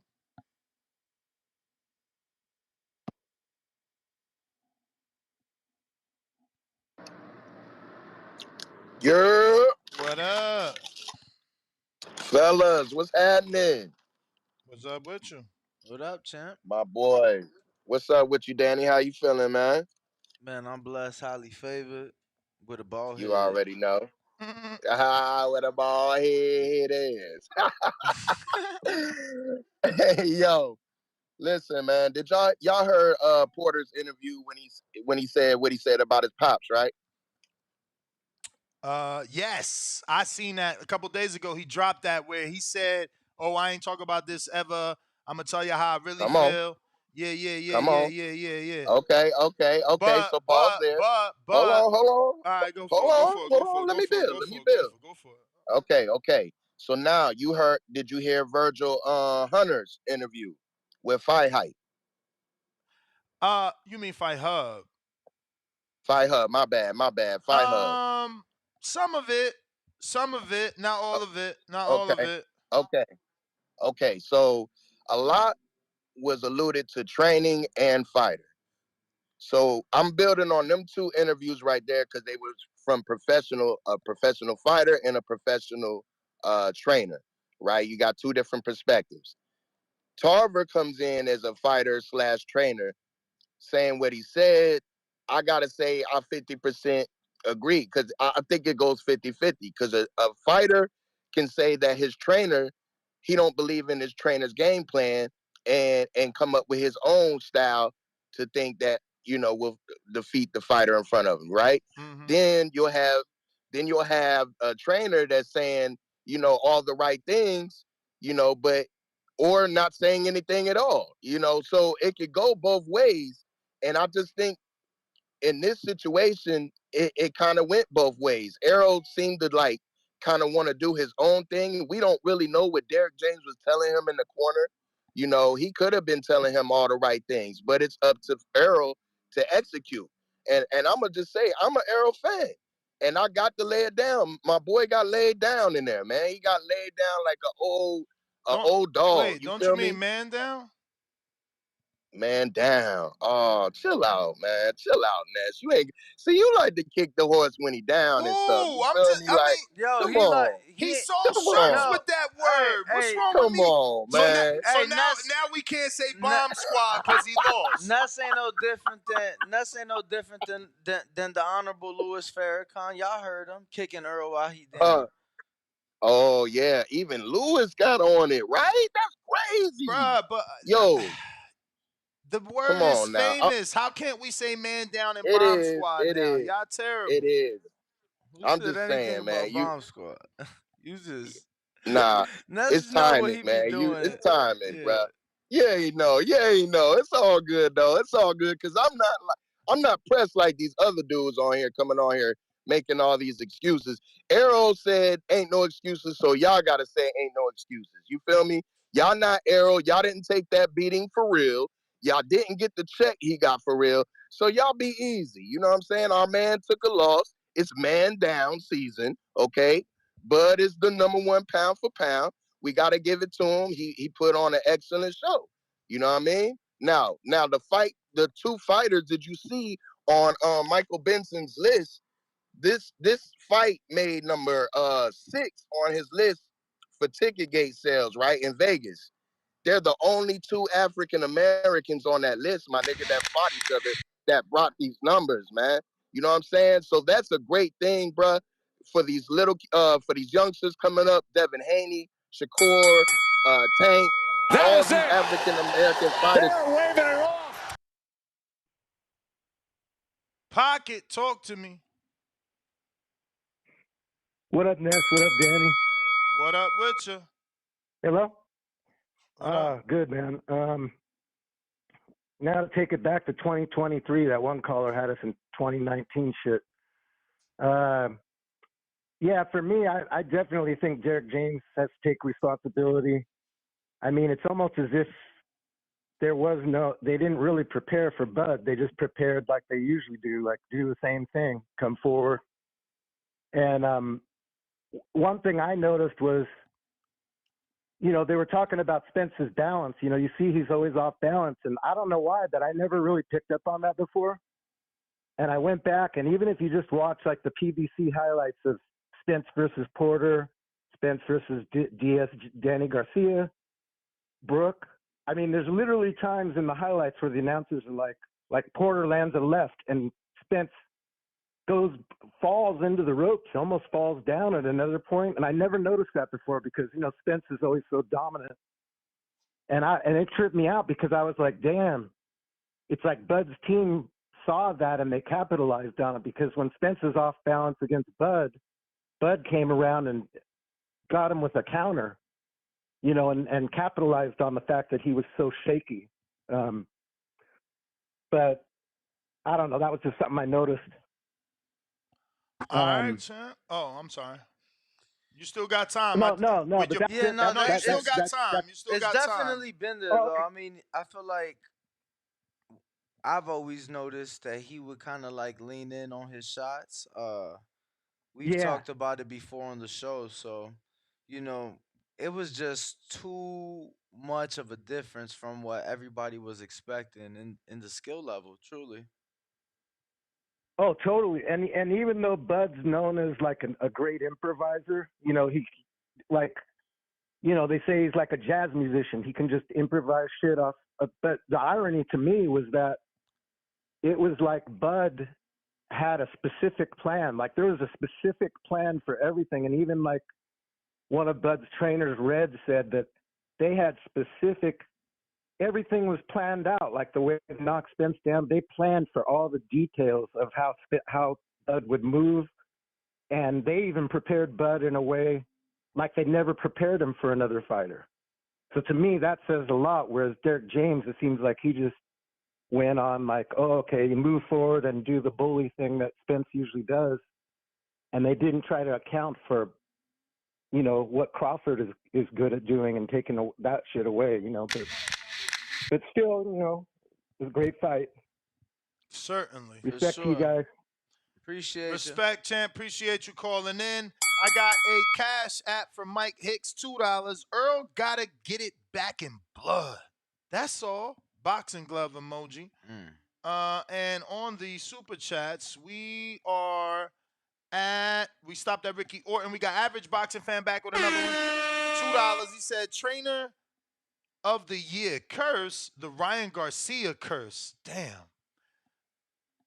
Black Ice, 805. $2. Floyd was a troll for sure. What are you talking about? Oh, to sell fights. Yes. You gotta do that. You gotta be entertaining before the fight, man. Yeah, I don't know, man. I feel like very few, at least in the last 20 years, very few have entertained the way Floyd has. Rod in the 870, $2 super chat. Tarver is ass for that take after one bad night. Clown emoji, red flag emoji, MD in Philly, counterpunch. What up? You never pressed one, but luckily I went looking for you. Oh, what up? What up, Danny? What You up? sent the Again, counter, right? Yeah. Yeah, I sent the counter. My bad, yo. I'm driving. No worries. Can you hear me? Yeah. Oh, all right. That's what's up. No, I'm a Spence fan. I gotta keep it a bang. I watched the fight again, that Bud versus Spence fight again. That shit like a scary movie, man. That shit like a horror movie. Like when you young and you're not supposed to watch scary movies, and your grandparents tell you, well, your ass on the bed anyway. Like I can't watch that shit again. That shit was a massacre. Y'all terrible. But like I said, Spence still my god or whatever though. In regards to your question, they both gotta take blame for it. It's not just on Derrick James. It's also on Errol as well too though, because they got too comfortable. Like when you talked about Keith Thurman, everybody laughed. But I wanted him to fight Keith Thurman just for the foot movement because the Porter fight. I went to the Porter fight in L.A. You could see glaring that Spence had problems when people just subtle movement to the left or right. He get off balance though. And Bud Team already knew that though because after the Ugas fight, Bowman was like, Spence ain't changed shit. Like they already knew. nothing was changed. So they already knew what they needed to focus on. And Derrick James, like all the callers keep saying, they just the bully approach. And what happens with the bully approach? He walking forward to one of the best counter punchers in boxing, and not to catch the wreck. They didn't respect Bud. Bud showed them you should have respect me. One of the best counter punchers in boxing, y'all walk straight to him in a straight line to Bud. And Bud eyes, like people keep saying, was on the target. He on the target. He's right there on the target. And every time Spence with that shoulder roll that somebody else said that was correct. I think it was Ben Davison. It was correct one. Errol throws the loop in the left hand. And then he comes down. He zips down and then shoots the right hand to the body. They was already focused on that. He caught it with his hand. He had his high guard. He caught it. He caught the loop in the left hand, and he already was prepared. And he caught the body shot, and then just countered him with the jab that he told him to turn into a hook, and just countered him with the left. Like I said before, that Bud Spence fight is like a horror movie. I don't want Spence to jump right back into another Bud fight. I want him to take a key fight a mover first, and then spin the block and try to fight him again to put up a better performance. It's been embarrassing all week for me. Every time I stop at a truck stop, they sent me the Louis Farrakhan clip. They remixed the clip when Bud was like, "You gonna do the stanky leg?" This shit is non-stop. Every time I listen to the boxing voice, I catch up on it. You got a show about Earl getting his ass whooped. It's just been a tough week, man. I'm telling you. Like, people that watch football, basketball, is like when they lose in the championship. It's been a tough week, man. I ain't gonna lie. I'm gonna keep it a bang, but great show. And I just gotta keep listening to this shit. Because that's what happens when your team or your fighter lose. You gotta deal with the backlash. But appreciate it. You got it, champ. Appreciate you. Nah, some of y'all been taking it well, man. I ain't gonna front, cause Stop the fight, and thankfully it is over. Cause sometimes, like when AJ lost, them fans disappeared. You seen what the Wilder fans did, and I ain't saying that the Earl fans not doing that, cause obviously some of them is, they doing that, but like at least some people calling in and they taking they accepting guilt. You feel me? They accepting like, yo, I was wrong, and that's how it should be. Take responsibility. Taking it on the chin. On the chin, man. Listen, they human. I told you I've been here before. A lot of my favorites got clipped. And by clip I don't mean knocked out, but they got knocked off that race. Yo, I'm so excited to talk to you, fams. Where'd he go? There he go. I'm so excited to talk to you, Oliver. I believe this is Oliver from Cincinnati that also is from the Bahamas, bro. He's been calling in for years. You ain't called in years. And I mean years, but I think this is him. That's so dope. I always love to see y'all come right the fuck back. What up, Oliver? Is that you from Yeah, Bahamas what's too, good, right? fellas? Yeah, it's me, Bermuda. Bermuda, Bahamas, same shit. That's dope. What up, man? Yeah, it's been a minute. It's been a minute. Look, I just have two things to say. Number one, a salute to Errol Spence because he didn't really have to take the fight. When I was calling Austin, AJ was ducking Wilder. And here we have Errol Spence. He didn't have to take the fight. He could have went up to 154. He had the political capital.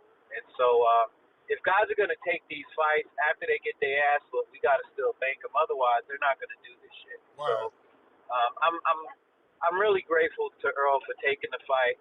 And I think we need to fall back with the criticism on Derrick James. The reality is, Bo Mack was just a better coach. Terrence Crawford was a better coach. I mean, this guy has helped one of the Charlo Jamel become undisputed at 154. He's helped. Look, Errol Spence was patient as hell, and he was the dog and took the belt from Kell Brook. He's done a lot of great things. 90 so seconds. Just because he loses one fight, even though he was dominated, it's a bit ludicrous to act as if that he's not a good trainer. He just has some areas to improve upon, both him as a trainer as well as Errol Spence as a fighter. But the true testament is going to see how they come back. And so Damn. that they did the fight. And kudos to Crawford. And that relationship with Bo Mack, it was like a video game. 60 seconds. Over the top. He does it, gets the knockout. He tells the catch and counter. does it, gets the knockout. It was honestly reminded me of Barry Sanders in the NFL. That shit is like poetry or ballet or some shit. So, kudos to both fighters. I just hope they all stay healthy, and all of y'all stop hating on Spence. He got his ass whooped, but I hope he comes back. Yeah, so that's my call, and thanks for putting on the show. All right, champ. Appreciate you, man.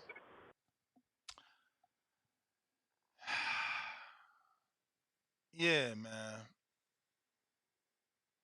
We're going to take this moment to remind everybody of our lead sponsor, Kenichi Beer. Where your Yes, sir. Kenichi's at? You ain't bringing no day? Not That's today. 10 all good. seconds. We got a set right here. We got a set over there. And we got a set. And I got this dope video for you. What I tell you about them being our lead sponsor and how important it is for you to head on over to www.kenichibeer.com. That's spelled KENICHIBEAR.com.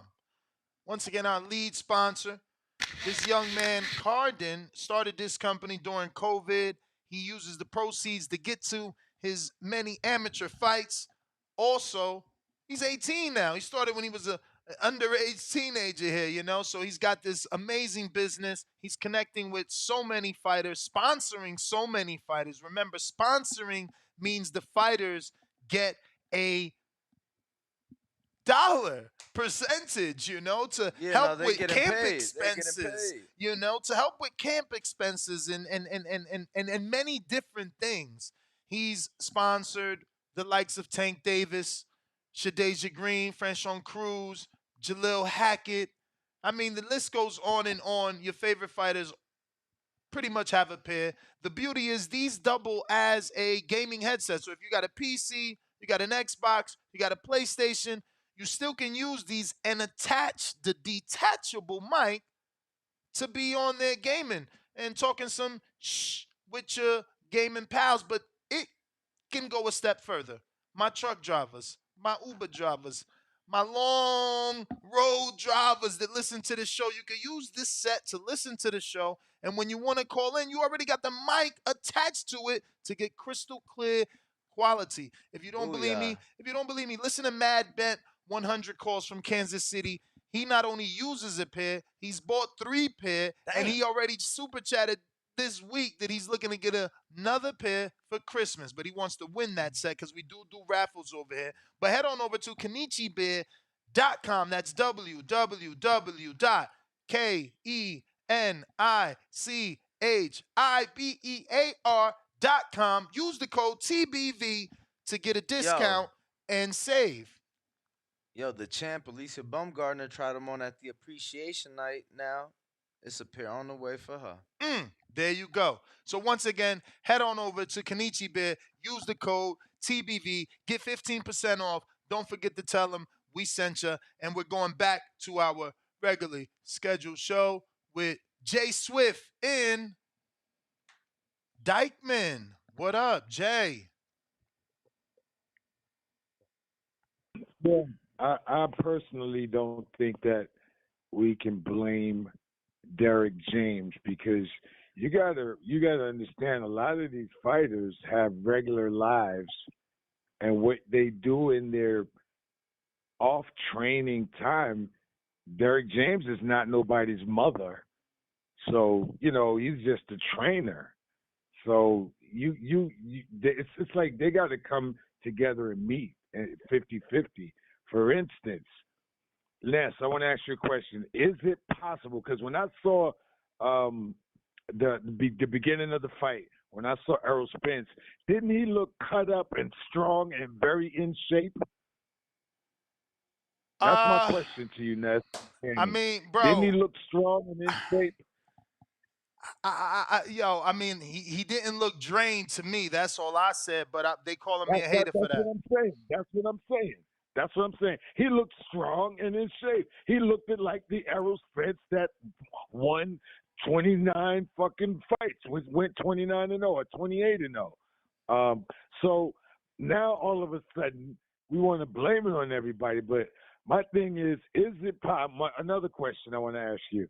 is it possible for somebody to overtrain in training camp, and then when they get into the fight, they start to dissipate by the second and third round? Is that possible?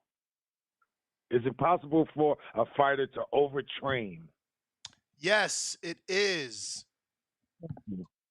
Thank you. And this is something that can be possible with Errol.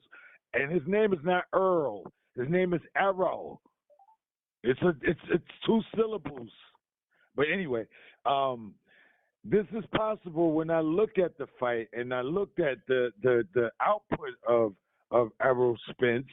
I'm like, yo, he just could have just overtrained, because they was training in Texas. They went all the way to Vegas, and they was training. It's possible. I mean, and how are we gonna look at Derrick James out of a perfect record? They were 28-0, and then he lost one fight, and y'all gonna say, oh, Derrick James ain't shit, we need to get rid of him. What kind of people are we dealing? And I'll tell you what kind of people we're dealing with. It's this new generation of social media people that have one thought, and then they start to express that thought. They don't even think about what they're saying, and then after it comes out their mouth, they're looking stupid. Salute. Jay Swift, Dykeman. Salute, man. Thank you for choosing us to call in and express yourself, man. Rocky in the 954. Tampa, what up? Ness, Danny, what's up, champs? What up, what up? Yo, listen, Tarver came down a little hard on Derrick James, man.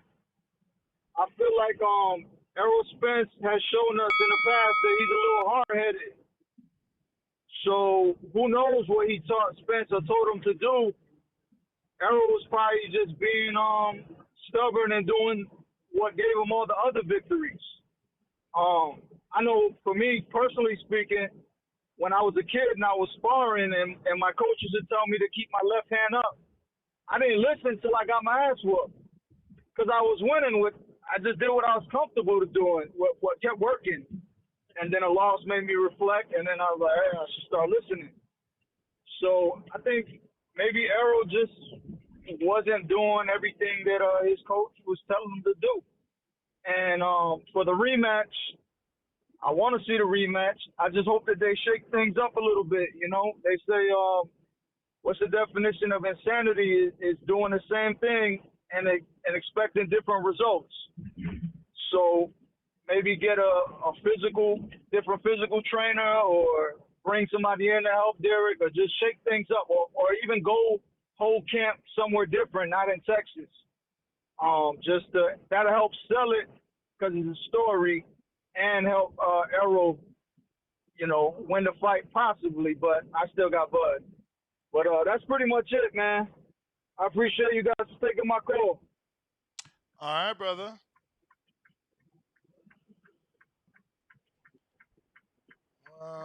We got, turn that signal off, champ. We got a brand new call in the 240. This is Maryland. Who's this? 240. DC, Maryland area? Yeah, hello? Yes, sir. Yeah, I think What's your name, champ? You can't. Can you hear me? I hear you perfect. I need your name. CJ. CJ, go for it. Yeah, I think it just was what it was though. Like Terrence Crawford was, light years ahead of Errol Spence, and I'm an Errol Spence fan. When you go back and you look at fights when they made to be what they are, go back and look at Canelo versus Floyd, right? People thought that Canelo was gonna go in there and be able to do what he do with, previous opponents and stuff like that. Cotto put on a better ass whooping on Floyd than what Manny Pacquiao did. It just showed that Errol Spence just wasn't ready. All right, champ. You got more time, or is that it?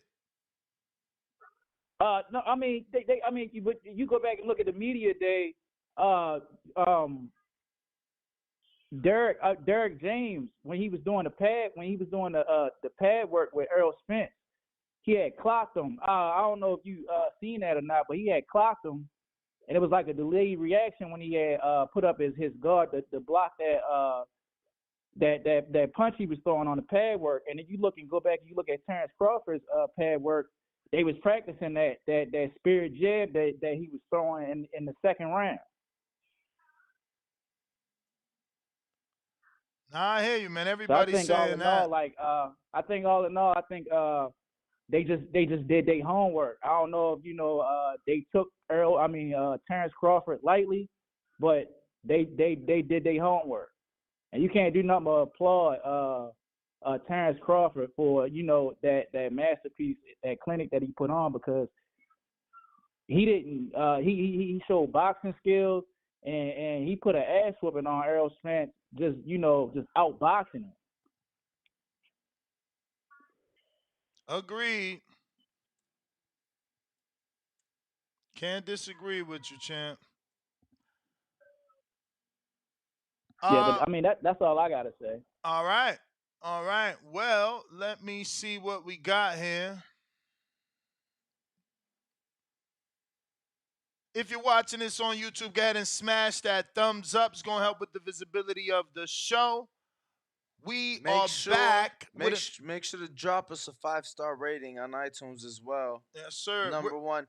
To keep us number one on yes, iTunes. to keep us number one on iTunes. I do want to send my condolences, Ness, and prayers out to the Caputillo family, as father Javier Caputillo, Don Caputillo, has passed away. So we're gonna do a 10 count for him. Yeah.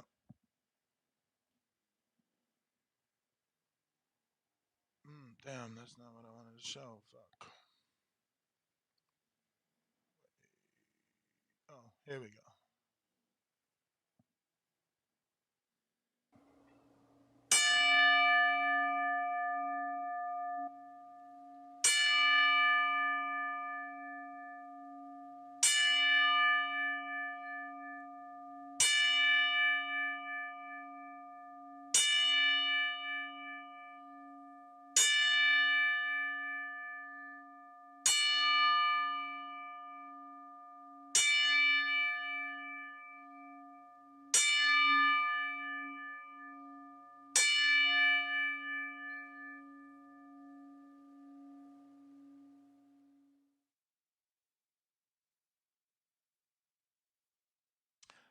Shout out to Javier, the son. Obviously, he is a avid listener of this show. Super chats often, communicates with me often, and I know this is a tough time for him.